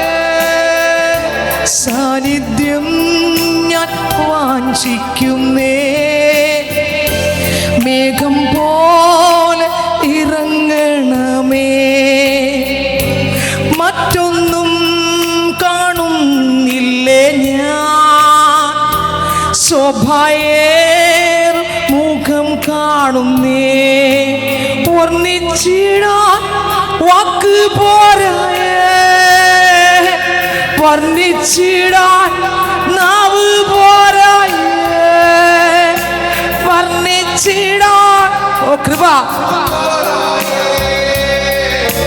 വർണ്ണിച്ചിടാൻ നാവ് പോരായേ, വർണ്ണിച്ചിടാൻ വാക്ക് പോരായേ, വർണ്ണിച്ചിടാൻ നാവ് പോരായേ, വർണ്ണിച്ചിടാൻ വാക്ക് പോരായേ, വർണ്ണിച്ചിടാൻ നാവ് പോരായേ. യേശു എന്നിൽ വന്നതിനാൽ ഭയമില്ല എനിക്കു തെല്ലും, അഭിഷേകം തന്നതിനാ ജയത്തോടെ നടന്നിടുമേ. വർണ്ണിച്ചിടാൻ വാക്ക് പോരായേ, വർണ്ണിച്ചിടാൻ നാവ് പോരായേ, വർണ്ണിച്ചിടാൻ വാക്ക് പോരായേ, വർണ്ണിച്ചിടാൻ നാവ് പോരായേ, വർണ്ണിച്ചിടാൻ വാക്ക് പോരായേ, വർണ്ണിച്ചിടാൻ നാവ് പോരായേ. ആഴമാർന്ന സ്നേഹമേ യേശു നൽകി നടത്തിയിടുന്നു, അളവില്ല ദാനത്തെ നാഥൻ നൽകി മാനിക്കുന്നു. ഹല്ലേലൂയ. നേരത്തെ വായിച്ചില്ലേ? നിങ്ങൾ അംഗീകരിക്കുമെന്ന് എനിക്കറിയത്തില്ല. അപ്പോസ്തലനോടുള്ള യേശുവിൻ്റെ ആഴമായ സ്നേഹമാണ്. അപ്പോസ്തലനോടുള്ള യേശുവിനുള്ള ആഴമായ സ്നേഹവും യേശുവിനോടുള്ള അപ്പോസ്തലൻ്റെ ആഴമായ സ്നേഹവുമാണ് ഒന്നിനും ആക്ഷേപം കൊടുക്കാതെ ക്രിസ്തുവിന് വേണ്ടി നിർത്തിയത്. മനസ്സിലായോ? നമ്മളെന്നൊന്ന് പറയും, ക്ഷീണം വന്നു മാറുമ്പോൾ നമ്മൾ പറയും, ഓ യേശു എന്നെ എത്രമാത്രം സ്നേഹിക്കുന്നു എന്ന് പറയൂലേ? ആണോ അല്ലേ? നമ്മൾ പറയുന്ന സ്നേഹം അതാ, പക്ഷെ റിയലി ഉള്ള സ്നേഹം അതല്ല. ഒന്ന് ചിന്തിച്ചു നോക്കിയേ. ഒരു പാവിയായ മനുഷ്യൻ പാപത്തിൽ നിന്ന് രക്ഷപ്പെടാൻ ദൈവം കൊടുക്കുന്ന കൃപയ്ക്കപ്പുറം, ആ സ്നേഹത്തിനപ്പുറം, ആ സാന്നിധ്യത്തിനപ്പുറം, ആ ശക്തിക്കപ്പുറം നശിച്ചു പോകുന്ന ഒരു സാധനം കിട്ടിയതുകൊണ്ടാണോ ക്രിസ്തുവിൻ്റെ സ്നേഹം എന്ന് പറയുന്നത്? സ്നേഹിതരെ, അപ്പോൾ യഥാർത്ഥ സ്നേഹത്തിന് എന്ത് പറയും? സ്തോത്രം. വായിച്ചേ, ആ വരി വായിച്ചേ. കൊരിന്ത്യർക്ക് ലേഖനം. സങ്കടം, തടവ്, കലഹം. നമ്മൾ ചോദിക്കും, കർത്താവിന് വേണ്ടി ഇറങ്ങിയ സങ്കടമാണോ കിട്ടുന്നത്? തല്ലാണോ കിട്ടുന്നത്? തടവാണോ കിട്ടുന്നത്? ഇത് ഇയാൾ എന്തോ കുഴപ്പം കാണിച്ചുകൊണ്ടല്ലേ വിചാരിക്കൂ? പക്ഷെ അല്ല. ഞാൻ പറയാം, ഇതൊക്കെ നിൽക്കുമ്പോഴും ഇയാൾ പാപം ചെയ്യാത്ത കാര്യം യേശുവിൻ്റെ സ്നേഹം. ഇയാൾ ആ സ്നേഹത്തിൽ ഒഴുകി, മാത്രമല്ല ക്രിസ്തുവിൻ്റെ സ്നേഹം നിറഞ്ഞൊഴുകിക്കൊണ്ടിരുന്നു. നമുക്ക് ഈ ലോകത്ത് കിട്ടുന്ന ഭൗതിക നന്മ കിട്ടുന്നതല്ല യേശുവിൻ്റെ സ്നേഹം. പിന്നെയോ, ആർക്കും ജയിക്കാൻ പറ്റാത്ത പാപത്തെ ജയിക്കാൻ ക്രിസ്തു തരുന്ന സ്നേഹം, കൃപ, അഭിഷേകം, അത് സ്നേഹം കൊണ്ട് തരുകയാ. എന്തിനോടുള്ള സ്നേഹം? യേശുവിനെ പോലെ നടക്കാൻ വേണ്ടുന്ന സ്നേഹം, കൃപ. അത് തരുന്നതാ ഒറിജിനൽ സ്നേഹം. നിങ്ങൾക്ക് വെളിപ്പെടുന്ന എനിക്ക് അറിഞ്ഞുകൂടാ. ഒരു കളയായി നിന്ന് ഇത് ഈ വചനം അംഗീകരിക്കുമെന്ന് എനിക്ക് അറിഞ്ഞുകൂടാ. യൂട്യൂബിലൂടെ പുറത്ത് ഇത് കേൾക്കുമ്പോഴും എത്രത്തോളം അത് അംഗീകരിക്കുമെന്ന് എനിക്ക് അറിഞ്ഞുകൂടാ. സ്തോത്രം. എൻ്റെ കണ്ണ് നനയിപ്പിച്ചുകൊണ്ടിരിക്കുന്ന വരികളാണിതെല്ലാം. എൻ്റെ ഹൃദയം തകർത്തുകൊണ്ടിരിക്കുന്ന വരികളാണ്. കർത്താവെ, നല്ലതിനോടുകൂടെ കളകൂടെ വളർന്നാൽ ഈ കളയുമ്പോൾ അടിയും ആരാധിച്ചും നൃത്തം ചെയ്തൊക്കെ നടക്കും. അവസാനം ഈ കളയെ കൂട്ടി വയ്ക്കുമ്പോൾ, ഈ കള തീയിൽ പോകുമ്പോൾ എന്താണ് സ്ഥിതി? കളയ്ക്ക് പറയാൻ ഒരുപാട് കാര്യങ്ങൾ കാണും, പരാതികളും കാണും. ഞാൻ നല്ലതിനോടുകൂടെ അധ്വാനിച്ചില്ലേ, പോയില്ലേ, ചെയ്തില്ലേ, പ്രവർത്തിച്ചില്ലേ, ഇന്ന കാര്യമൊക്കെ ചെയ്തില്ലേ. പക്ഷെ ഈ നല്ല വിത്തിന് രക്ഷിക്കാൻ പറ്റുമില്ല. സ്തോത്രം. അത് പിഴുതെടുക്കും മുമ്പേ കണ്ടോ, അത് ഈ മാറ്റപ്പെടും മുമ്പേ അപ്പൻ്റെ വിത്തകത്ത് വീണ് പാപം ചെയ്യാൻ പറ്റാത്ത കർത്താവിൻ്റെ കൃപ പ്രാപിച്ച് പാപം ചെയ്യാത്ത ഒരാളെ ഉള്ളത് ആരാ? യേശു. യേശു എന്നെ നിറയാത്തടുത്തോളം കാലം ഞാൻ ശരിയാകൂല. പുറത്തൂടെ വന്നു, കണ്ടു, കയറിയിരുന്നു, പ്രാപിച്ചില്ല. പള്ളിയിൽ വന്നു, പള്ളി കണ്ടു, പള്ളിക്കകത്ത് കയറിയിരുന്നു, പിന്നെ അവകാശം പ്രാപിച്ചില്ല. ആരുടെ അവകാശം? ശരീരത്തിൻ്റെ അവകാശം. ആരുടെ അവകാശം? ക്രിസ്തുവിനുള്ള അവകാശം. ആരുടെ അവകാശം? ക്രിസ്തുവിൻ്റെ കൂട്ടവകാശം. ക്രിസ്തുവിനുള്ളത് പ്രാപിക്കാൻ പറ്റിയില്ല, അവകാശം പ്രാപിക്കാൻ പറ്റിയില്ല. അപ്പൻ്റെ ആ സ്നേഹത്തിൻ്റെ ആഴങ്ങളിലേക്ക് ഇറങ്ങിച്ചെന്ന് ഒരു അപ്പൻ്റെ മകൾ ഒരിക്കലും ഫോർമാലിറ്റി കാണിക്കത്തില്ല. കാണിക്കുമോ? നമ്മുടെ അപ്പനോടൊരു കാര്യം പറയണമെങ്കിൽ നമ്മൾ ഫോർമാലിറ്റി വെച്ചുകൊണ്ട് പറയുമോ? നമ്മൾ യേശുവിനോട് പറയുമ്പോൾ എന്ത് ഫോർമാലിറ്റി പറയുമെന്ന് നോക്കിയേ. മത്തായി എഴുതിയ സുവിശേഷം 7:7 പറയുന്നു, യാചിപ്പിൻ കിട്ടും, അന്വേഷിപ്പിൻ കണ്ടെത്തും, മുട്ടുവിൻ തുറക്കപ്പെടും. ഈ വചനപ്രകാരം ഞാൻ മുട്ടുന്നു. ഉണ്ടോ? ഞാൻ പറയുകയാണ് കർത്താവിനോട്. കാരണം ഒരു മകനായി കഴിഞ്ഞാൽ എനിക്ക് ഒരു ഫോർമാലിറ്റി വേണ്ട. ഓടിച്ചെന്ന് അപ്പൻ്റെ മടിയിരുന്ന്, അപ്പാ ഇങ്ങനെയാണ് വിഷയം അപ്പാ. എങ്ങനെ? വേറെ കുട്ടികളൊന്നും പറയണ്ട. ഞാൻ നടക്കുമ്പോൾ എനിക്ക് പറയാൻ പറ്റും, ഇരിക്കുമ്പോൾ പറയാൻ പറ്റും, എണീക്കുമ്പോൾ പറയാൻ പറ്റും, പോകുമ്പോൾ പറയാൻ പറ്റും. കർത്താവേ, അപ്പാ ഇത്ര അധ്യായം ഇത്ര വാക്യത്തിനകത്ത് ഇങ്ങനെ പ്രാർത്ഥിക്കാൻ പറഞ്ഞില്ലേ, ഞാൻ അങ്ങനെ പിടിച്ചു വെച്ച് പ്രാർത്ഥിക്കുകയാണ്. ഒരു മോൾ അങ്ങനെ പറയണ്ട, പക്ഷേ ജാതിയാണെങ്കിൽ പറയണം. നിങ്ങൾക്ക് മനസ്സിലായി? ആ സഹോദരി വന്നൂല്ലേ, യേശുവിനോട് പറഞ്ഞൂല്ലേ? യേശു പറഞ്ഞു, മക്കൾക്കുള്ള അപ്പം എടുത്ത് നായ്ക്കുട്ടികൾ കൊടുക്കുന്ന പരിപാടി ഇവിടെ ഇല്ല. പറഞ്ഞില്ലേ? പക്ഷെ അവൾക്ക് വേണമെങ്കിൽ പറയാം. എന്തോന്ന് പറയാം? മക്കൾ വേറെ, അപ്പനില്ലാത്ത മക്കൾ വേറെ. നമുക്ക് അപ്പനുണ്ടെങ്കിൽ, ഞാനിപ്പോൾ എൻ്റെ അപ്പൻ്റെ അടുത്ത് പോവുകയാണ്, ഞാനിവിടെ വേറൊരാളിനെ ഇടയ്ക്ക് നിർത്തി ചോദിച്ച്, അപ്പനിപ്പം വന്നാൽ കാണുമോ? എൻ്റെ വീടിൻ്റെ അടുത്തുള്ള ഒരാളിനെ ഞാൻ വിളിച്ച് ചോദിക്കുകയാണ്. ആരോ ചോദിച്ചേ? ശ്രദ്ധിയില്ലേ? എങ്കിലേ മനസ്സിലാവൂ. ഞാൻ വിളിക്കുകയാണ്, എൻ്റെ അച്ഛൻ അവിടെ ഉണ്ടോ ആൻറ്റി? ഞാൻ അങ്ങോട്ട് വരുമ്പോൾ അച്ഛനെ ഇപ്പം വന്നാൽ കാണാൻ പറ്റൂ എന്ന് ഞാൻ അയൽവക്കത്തുകാരോട് ചോദിക്കുമോ? പിന്നെ എന്തോന്ന് ചെയ്യും? ഒറ്റ ഓട്ടത്തങ്ങ് അവരിയ്ക്കുന്നിടത്തങ്ങ് പോകൂലേ, മടിയിലും കയറിയിരിക്കില്ല. എത്ര വയസ്സായെന്നൊന്ന് ഞാൻ നോക്കുമോ? കാരണം എന്താ? എന്നെ ജനിപ്പിച്ച എൻ്റെ അപ്പൻ. ചെന്നിട്ട് ഞാൻ പറയുമോ, അപ്പം പണ്ടൊക്കെ ഇങ്ങനെയൊക്കെ പറഞ്ഞിട്ടുണ്ട്, അതുകൊണ്ടാണ് ഞാൻ എന്ന് പറയുമോ? ഇല്ല. പിന്നെ ഞാൻ എന്തോന്ന് പറയും? അപ്പം എനിക്ക് ഇന്ന കാര്യമുണ്ട് കേട്ടോ, അതാണ് ഞാൻ ഓടി വന്നത്. അതേസമയം വേറൊരാളിൻ്റെ അടുത്താണ് ഞാൻ പോയ ഫോർമാലിറ്റീസ് കാണിക്കും. എന്തോന്ന് കാണിക്കും? ഞാൻ വന്നാൽ ഇപ്പം കാണാൻ പറ്റുമോ, ഇപ്പോൾ ഒന്ന് സംസാരിക്കാൻ പറ്റുമോ? അവിടെ ഒരു അപേക്ഷയൊക്കെ എഴുതി നമ്മളെങ്ങനെ പോകും? അപ്പം അപേക്ഷ എഴുതിക്കൊണ്ട് പോകുന്ന ആള് അല്ല മകൾ. നിങ്ങൾക്ക് വെളിപ്പെട്ടോ എന്ന് എനിക്ക് അറിഞ്ഞുകൂടാ. ഞാൻ മോശം പറഞ്ഞതല്ല, തെറ്റെന്നല്ല പറഞ്ഞത്. നമ്മൾ അപേക്ഷയും കൊണ്ട് പോകുമ്പോൾ അടുപ്പം കുറവാണല്ലേ. പക്ഷേ എൻ്റെ അപ്പനാണെങ്കിലോ എനിക്ക് ഒരു അപേക്ഷയും വേണ്ട. അയ്യോ എഴുതി തെറ്റിപ്പോയി, ഇല്ല, ഒന്നും പറയണ്ട, എൻ്റെ മുഴുവനും അറിയാം. എങ്കിലും ഞാൻ മടി ചെന്നിരുന്ന് എൻ്റെ അപ്പനോട് അപ്പച്ച യേശപ്പ അപ്പ എങ്ങനെയൊക്കെയാണപ്പ. അപ്പച്ചൻ പറയാം ഇങ്ങോട്ട് ഇത് അപേക്ഷിത നോക്കട്ടെ എന്ന് പറയുമോ? നമ്മളെപ്പോഴും അപ്പനെപ്പോഴും എൻ്റെ അടുത്തിരിക്കാനാണ് ഇഷ്ടം. പ്രാർത്ഥിക്കുമ്പം എന്നെ കെട്ടിപ്പിടിച്ചിരിക്കാനാണ് യേശു ഇഷ്ടം. പക്ഷെ എൻ്റെ ഇഷ്ടം എന്ന് പറഞ്ഞാൽ അപ്പം മത്തായി 7:7 യാക്കോബിൻ്റെ ലേഖനം ഇത്ര അദ്ദേഹത്തിനകത്ത് യാലിയോബ് ഒരു സമസ്വഭാവമുള്ള മനുഷ്യനായിട്ട് മഴ നിൽക്കാൻ പറഞ്ഞു നിന്നില്ലേ, രോഗിക്ക് വേണ്ടി പ്രാർത്ഥിച്ച് മാറിയില്ലേ അപ്പ?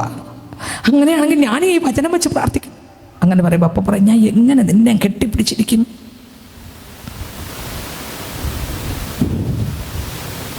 വർണ്ണിച്ചിടാൻ വാക്ക് പോരായേ, വർണ്ണിച്ചിടാൻ നാവ് പോരായേ, വർണ്ണിച്ചിടാൻ വാക്ക് പോരായേ,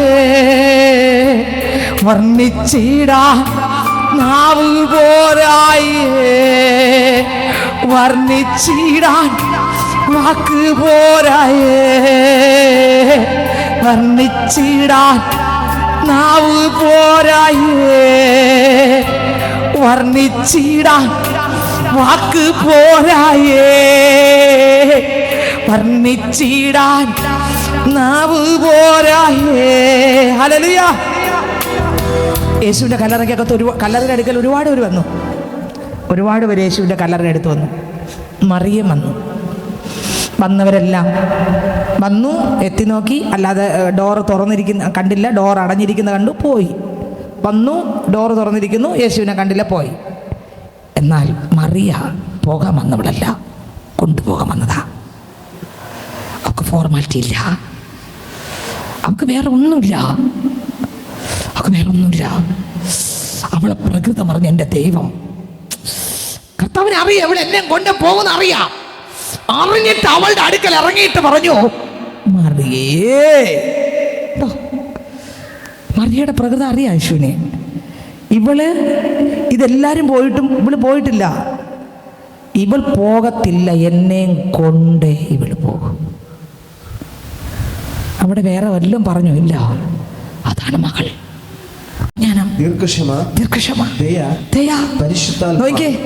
ആദ്യം തല്ലും അടിയും ഉപദ്രവവും തകർച്ചയും ഇതെല്ലാമായിരുന്നു. പക്ഷെ അവിടെയൊക്കെ യേശുവിൻ്റെ സ്നേഹത്തിൻ്റെ ആഴത്തിനകത്ത് അപ്പോസ്തലൻ കിടക്കുകയാണ്.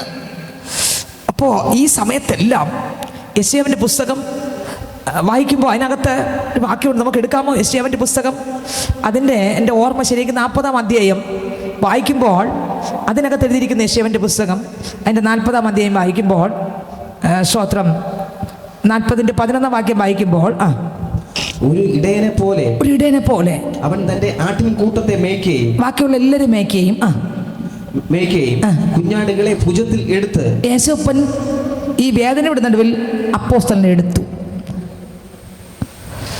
അപ്പോസ്തലൻ എവിടെ? യേശുവിൽ എടുത്തു. മാർവിടത്തിൽ ചേർത്ത്. അപ്പോസ്തലൻ എവിടെ കിടക്കയാ? ഈ വേദനക്കകത്ത് എവിടെ കിടക്കയാ? പറ.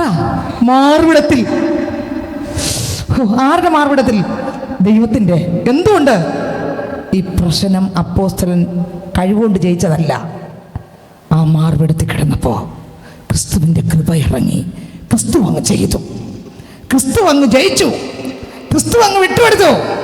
അപ്പോസ്തലൻ ഒതുങ്ങി മടിയിൽ കിടന്നു. നിങ്ങൾക്ക് മനസ്സിലായോ?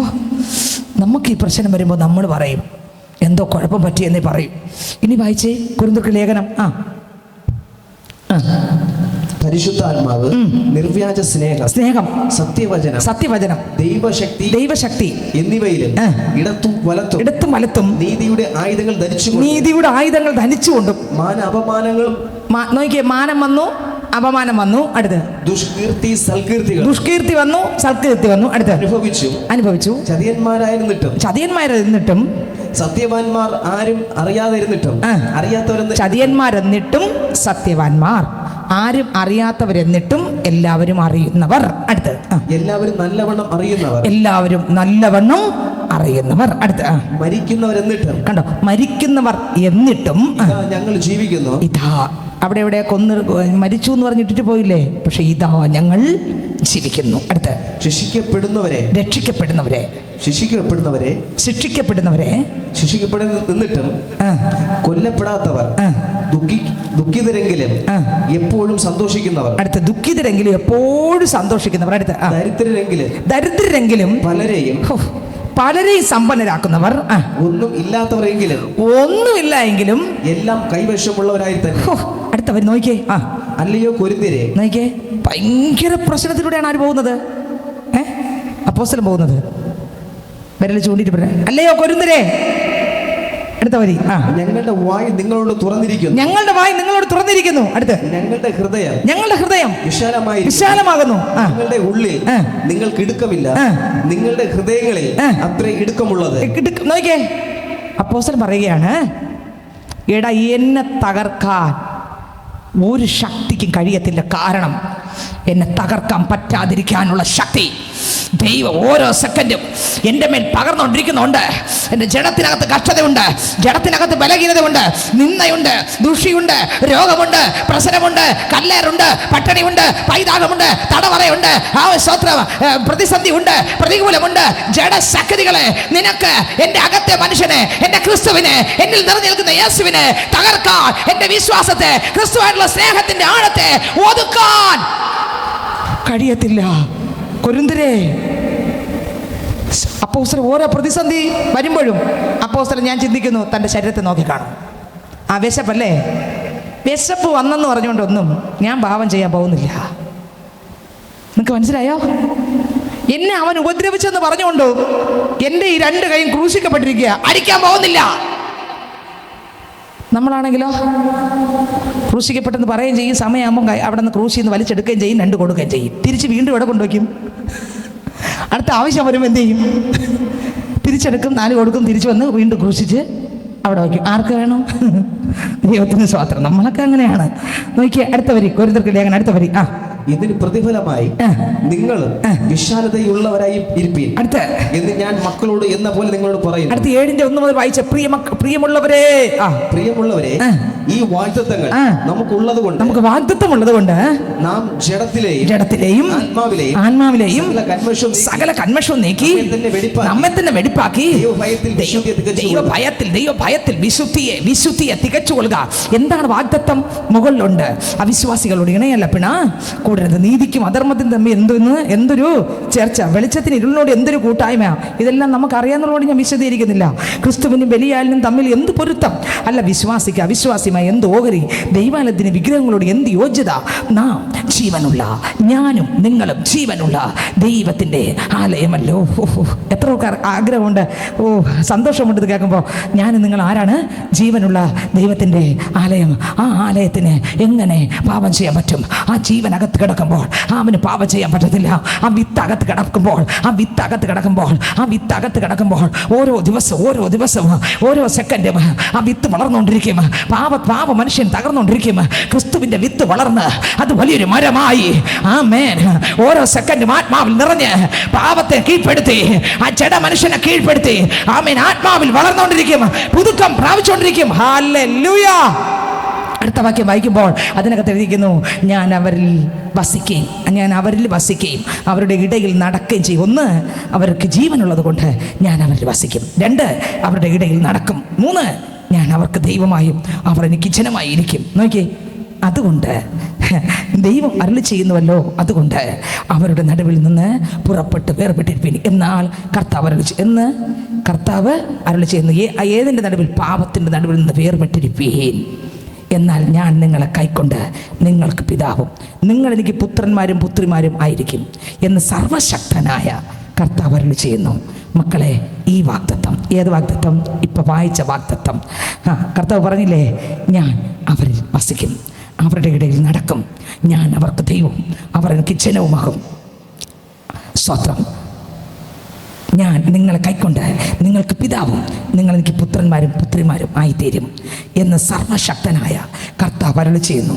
പ്രിയമുള്ളവരെ, ഈ വാഗ്ദത്തങ്ങൾ നമുക്ക് ഉള്ളതുകൊണ്ട് നാം ജഡത്തിലെയും ആത്മാവിലെയും ജഡത്തിലും ഉണ്ട്, ആത്മാവിലും ഉണ്ട്.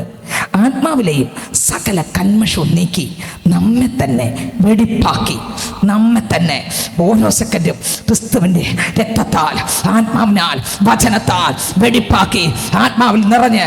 അടുത്ത വാക്യം ഇങ്ങനെ എഴുതിയിരിക്കുന്നു, വെടിപ്പാക്കി ദൈവഭയത്തിൽ വിശുദ്ധിയെ തികച്ചു കൊള്ളുക. എന്ത് തയ്ക്കണം? ഇനി കൊരിന്ത്യർ ലേഖനത്തിൽ പോയ, നേരത്തെ പോയ, പെട്ടെന്ന് സമയം, നേരത്തെ വായിച്ച കൊരിന്ത്യർ ലേഖനത്തിലേക്ക് പോയേ. എല്ലാവരും ഓടുന്നു എങ്കിലും ഒരുവനെ ബിരുദം പ്രാപിക്കുന്നുള്ളൂ എന്നറിയുന്നില്ലയോ? നിങ്ങൾ പ്രാപിപ്പാൻ തക്കവണ്ണം ഓടുവിൻ. അംഗം പൊരുന്നവനൊക്കെ സകലത്തിലും വർജ്ജനം. ഏത് പ്രാപിക്കണം? എൻ്റെ യേശുവിനെ പ്രാപിക്കണം. യേശുവിനെ പ്രാപിക്കണം. എന്ത് പ്രാപിക്കണം? സിസ്റ്റർ, ഞാൻ ഓടി, ഇന്ന കാര്യത്തിനാണ് ഓടിയേ. ഞാൻ 21 ദിവസം ഫാസ്റ്റ് ചെയ്തു. നല്ലതാ. എന്തിനാ ഫാസ്റ്റ് ചെയ്ത്? ഇന്ന കാര്യത്തിനാണ് ഫാസ്റ്റ് ചെയ്തേ. കിട്ടി സിസ്റ്റർ, കിട്ടിയല്ലേ? സ്വർഗത്തിൽ കൊണ്ടുപോകാൻ പറ്റുമോ? ദൈവത്തിന് സ്തോത്രം. നമ്മൾ നേടിയെല്ലാം സ്വർഗത്തിൽ കൊണ്ടുപോകാൻ പറ്റുമോ സഹോദരങ്ങളെ? അല്ലെങ്കിൽ ഇവിടെ വയറുവശന്ന് ഉപവസിച്ചിരുന്ന് എന്ത് വില? കർത്താവിൻ്റെ അടുത്തല്ലേ കൊണ്ടുപോകണ്ടേ? ഇവിടെ കയ്യിലെടുക്കാൻ പറ്റാത്ത സാധനം അതെല്ലാം നമ്മളെ ബാക്കിൽ നിന്ന് വരും, ഉറപ്പ്. ദൈവരാജ്യം ഭക്ഷണവും പാനീയമല്ല. ദൈവരാജ്യം അതല്ല, അത് ലോകത്തിലാണ്. ഇതൊക്കെ ദൈവരാജ്യം എന്തെന്നാ? നീതിയും സമാധാനവും പരിശുദ്ധാത്മാവിൽ സന്തോഷവും. സ്തോത്രം. ദൈവരാജ്യം ഇതല്ല, അതെല്ലാം ലോകത്തിലുള്ളതാണ്. ഉപവസിക്കുന്നതല്ല, ചില വിഷയത്തിന് ഉപവസിക്കണം, ഉപവസിച്ച് പ്രാർത്ഥിക്കണം, പ്രാപിക്കണം. ഒപ്പം നിത്യതയ്ക്കുള്ളത് കൂടെ എന്ത് ചെയ്യണം? പിടിച്ചോളണം. അതും കൂടെ പ്രാപിക്കണം. അടുത്ത വരി വായിച്ചേ. അതോ അവർ വാടുന്ന കിരീടവും നാമോ വാടാത്തതും പ്രാപിക്കേണ്ടതിന് തന്നെ. അടുത്ത വരി. ആകയാൽ ഞാൻ നിശ്ചയമില്ലാത്ത വണ്ണമല്ല ഓടുന്നത്. ഇതിനകത്തിരിക്കുന്ന ഓരോരുത്തർക്കും പറയാൻ കഴിയണം, നിശ്ചയമില്ലാത്ത വണ്ണമല്ല ഓടുന്നത് എന്ന് പറഞ്ഞ അർത്ഥം എന്താ? നിശ്ചയത്തിലുള്ള ഓട്ടം എന്ന് പറഞ്ഞാൽ എങ്ങനെ ഓട്ടം? ക്രിസ്തുവിൽ, വചനത്തിൽ, ആത്മാവിനനുസരിച്ച്. കണ്ടോ? ക്രിസ്തു എന്ന അടിസ്ഥാനത്തിൽ. എങ്ങനെ ഓടുന്നേ? കണ്ട റോഡല്ല, ഒരുപാട് റോഡുണ്ട്, ഒരുപാട് വഴിയുണ്ട്, ഒരുപാട് ഉപദേശമുണ്ട്. ക്രിസ്തു എന്ന ഉപദേശത്തിൽ വായിച്ചേ. നിശ്ചയമില്ലാത്ത വണ്ണമല്ല ഓടുന്നത്. അടുത്ത, ആകാശത്തെ കുത്തുന്നത് പോലെയല്ല ഞാൻ മുഷ്ടിയുദ്ധം ചെയ്യുന്നത്. കണ്ടോ? ആകാശത്തെ കുത്തുന്ന പോലെയല്ല മുഷ്ടിയുദ്ധം ചെയ്യുന്നത്. അത്ര പ്രശ്നമുണ്ട്. അടുത്ത്, മറ്റുള്ളവരോട് പ്രസംഗിച്ച ശേഷം ഞാൻ തന്നെ കൊള്ളരുതാത്തവനായി പോകാതിരിക്കേണ്ടതിനെ എന്റെ ശരീരത്തെ ദണ്ഡിപ്പിച്ച് അടിമയാക്കുകയത്രേ ചെയ്യുന്നത്. ഇടുക്കുവാതിലൂടെ അകത്ത് കടക്കണമെങ്കിൽ പോരാടണം. നമ്മുടെ ശരീരത്തെ ദണ്ഡിപ്പിക്കണം എന്ന് പറഞ്ഞാൽ എന്താ? പാപം വരാതെ നമ്മൾ സൂക്ഷിച്ചേ തീരും. കർത്താവിൻ്റെ കൃപ അത്രത്തോളം പ്രാപിച്ചേ തീരും. കൃപയിൽ നിറഞ്ഞേ തീരും. കൃപയിൽ ആശ്രയിച്ച് പാപത്തെ ജയിക്കണം. കൃപയിലേക്ക് മാത്രമേ ഇതിന് ജയം തരാൻ പറ്റൂ. ദൈവത്തിൻ്റെ കൃപയ്ക്ക് മാത്രമേ നമ്മളെ ചെയ്യിപ്പിക്കാൻ പറ്റൂ. അതുകൊണ്ട് നമ്മൾ വായിച്ചു തുടങ്ങിയ വാക്യത്തിലേക്ക് വരുന്നു. ലൂക്കോസ് സുവിശേഷം 13:24. ഇടുക്കുവാതിലൂടെ കടപ്പാൻ പോരാടുവിൻ. പലരും കടപ്പാൻ നോക്കും, കഴിയുകയില്ല. പോരാടണം. 14:25 മുതൽ വായിക്കുമ്പോൾ, ഏറിയ പുരുഷർ അവനോട് കൂടെ പോകുമ്പോൾ അവൻ തിരിഞ്ഞ് അവരോട് പറഞ്ഞത്, എൻ്റെ അടുക്കൽ വരികയും അപ്പനെയും അമ്മയെയും ഭാര്യയെയും മക്കളെയും സഹോദരന്മാരെയും സഹോദരികളെയും സ്വന്തം ജീവനെയും കൂടെ പകയ്ക്കാതിരിക്കുകയും ചെയ്യുന്നവന് എൻ്റെ ശിഷ്യനായിരിക്കാൻ കഴിയുകയില്ല. കണ്ടോ? ഇടുക്കുവാതിലൂടെ പോണോ? തൻ്റെ ക്രൂശ് എടുത്തുകൊണ്ട് എൻ്റെ പിന്നാലെ വരാത്തവനും എൻ്റെ ശിഷ്യനായിരിക്കാൻ കഴിയില്ല. സ്തോത്രം. നിങ്ങളിൽ ആരെങ്കിലും ഒരു ഗോപുരം പണിവാനിച്ചാൽ ആദ്യ ബിരുദം തീർപ്പാൻ വകയുണ്ടോ എന്ന് കണക്ക് നോക്കുന്നില്ലയോ? അല്ലെങ്കിൽ അടിസ്ഥാനം ഇട്ട ശേഷം തീർപ്പാൻ വകയില്ല എന്ന് വന്നേക്കാം. കാണുന്നവരെല്ലാം ഈ മനുഷ്യൻ പണിയാൻ തുടങ്ങി, തീർപ്പാനോ വകയില്ല എന്ന് പരിഹസിക്കുമല്ലോ. തീർപ്പാൻ വകയില്ല എന്ന് നിൽക്കുന്ന ആരാ? നല്ല വിത്തിൻ്റെ കൂടെ കള. തീർപ്പാൻ വകയില്ല, ചാടി ഇറങ്ങി. പക്ഷേ ക്രിസ്തുവിൻ്റെ സ്വഭാവമില്ല, ക്രിസ്തുവിൻ്റെ ജീവനില്ല. കണ്ടു, സ്വർഗമുണ്ടെന്നറിയാം, ക്രിസ്തു ഉണ്ടെന്നറിയാം, ക്രിസ്തുവിൻ്റെ എല്ലാം നിറവിനോളം നിറയണമെന്നറിയാം, പാപത്തെ വെറുക്കണമെന്നറിയാം, ജഡത്തെ അതിൻ്റെ രാഗമോഹം കൊണ്ട് ക്രൂശിക്കണമെന്നറിയാം, ഇടുക്കുവാതിലൂടെ അകത്ത് കിടക്കാൻ ഒരു പോരാട്ടമുണ്ടെന്നറിയാം. സ്വത്രം. അത് എളുപ്പമല്ല. ദൈവത്തിൻ്റെ കൃപയിൽ ആശ്രയിച്ച മാത്രമേ അവിടെ ജയമുള്ളൂ എന്നറിയാം. പക്ഷെ കണ്ടിട്ട് തിരിച്ചു പോകുന്ന ആളായിട്ടല്ല. പിന്നെയോ ആ മുത്ത് കണ്ടിട്ട്. ഏത് മുത്ത്? ക്രിസ്തുവിനെ കണ്ടിട്ട് ക്രിസ്തുവിനെ വാങ്ങാൻ എന്തും വിട്ടുകൊടുക്കാൻ ഞാൻ ഞാനൊരു ആ പാവത്തെ, ആ കുറവ്, ആ തെറ്റ്, ആ അശുദ്ധി, ആ കള്ളത്തരം, ആ സംസാരം, ആ കോപം, ആ പക, ആ വിരോധം, ആ പിണക്ക്, ആ വിദ്വേഷം, അവരെന്നെ എന്തോ ചെയ്തോട്ടെ, അവരെന്നോട് പണങ്ങിയിരുന്നോട്ടെ, കുഴപ്പമില്ല, എനിക്ക് അവരോട് എന്തെങ്കിലും ഉണ്ടോ? എത്ര ആഗ്രഹമുണ്ടത് കേൾക്കാൻ. ഹല്ലേലൂയ. ഒന്നുകൂടെ വായിച്ച്, നേരത്തെ വായിച്ച് തുടങ്ങിയ വചനം വായിക്കണം. 13:24. ഇടുക്കുവാതിലൂടെ കടപ്പാൻ പോരാടുവിൻ. പലരും കടപ്പാൻ നോക്കും, കഴിയുകയില്ലതാനും എന്ന് ഞാൻ നിങ്ങളോട് പറയുന്നു. കടപ്പാൻ നോക്കും, കഴിയത്തില്ല. ഇന്നിനകത്തിരിക്കുന്ന ഓരോരുത്തരോടും ഞാൻ ചോദിക്കട്ടെ, ആ ഇടുക്കുവാതിലൂടെ അകത്ത് കടപ്പാൻ എത്രവർക്ക് ആഗ്രഹമുണ്ട്? കർത്താവേ, എനിക്ക് ആ ഇടുക്കുവാതിലൂടെ അകത്ത് കടക്കണം. ദൈവരാജ്യം ഭക്ഷണമല്ല. റോമർക്ക് ലേഖനം 14:17 വാക്യം വായിക്കുമ്പോൾ ദൈവരാജ്യം ഭക്ഷണമല്ല. വായിച്ചേ, ആ വാക്യം കൂടെ വായിച്ച് നമ്മൾ പ്രാർത്ഥിക്കുന്നു. ദൈവരാജ്യം ഭക്ഷണമല്ല. വായിച്ചേ. ദൈവരാജ്യം ഭക്ഷണവും പാനീയവുമല്ല, നീതിയും സമാധാനവും പരിശുദ്ധാത്മാവിൽ സന്തോഷവും അത്രേ. ഇന്ന് ആ നീതി, സമാധാനവും പരിശുദ്ധാത്മാവ് സന്തോഷം പ്രാപിച്ച് ഈ ലോകത്തിലുള്ളതെല്ലാം കിട്ടട്ടെ, കിട്ടാതിരിക്കട്ടെ, എന്തുണ്ടാകട്ടെ, എന്തില്ലാകട്ടെ, കർത്താവ് യേശുവിനെ ഒന്ന് പ്രാപിക്കാൻ, ക്രിസ്തുവിലൊന്ന് വളരാൻ, ക്രിസ്തുവിൻ്റെ ഹിതം മാത്രം ചെയ്യാൻ, പാപ മനുഷ്യനെ ക്രൂശിപ്പാൻ, ഇടുക്കുവാതിലൂടെ അകത്ത് കടക്കാൻ, പോരാടാൻ ഒരു ശക്തി എത്രവർക്ക് ആഗ്രഹമുണ്ട്? നമുക്കെല്ലാവർക്കും എഴുന്നേൽക്കാം. കേട്ട വചനത്തെ ഹൃദയത്തിൽ ധ്യാനിക്കാം.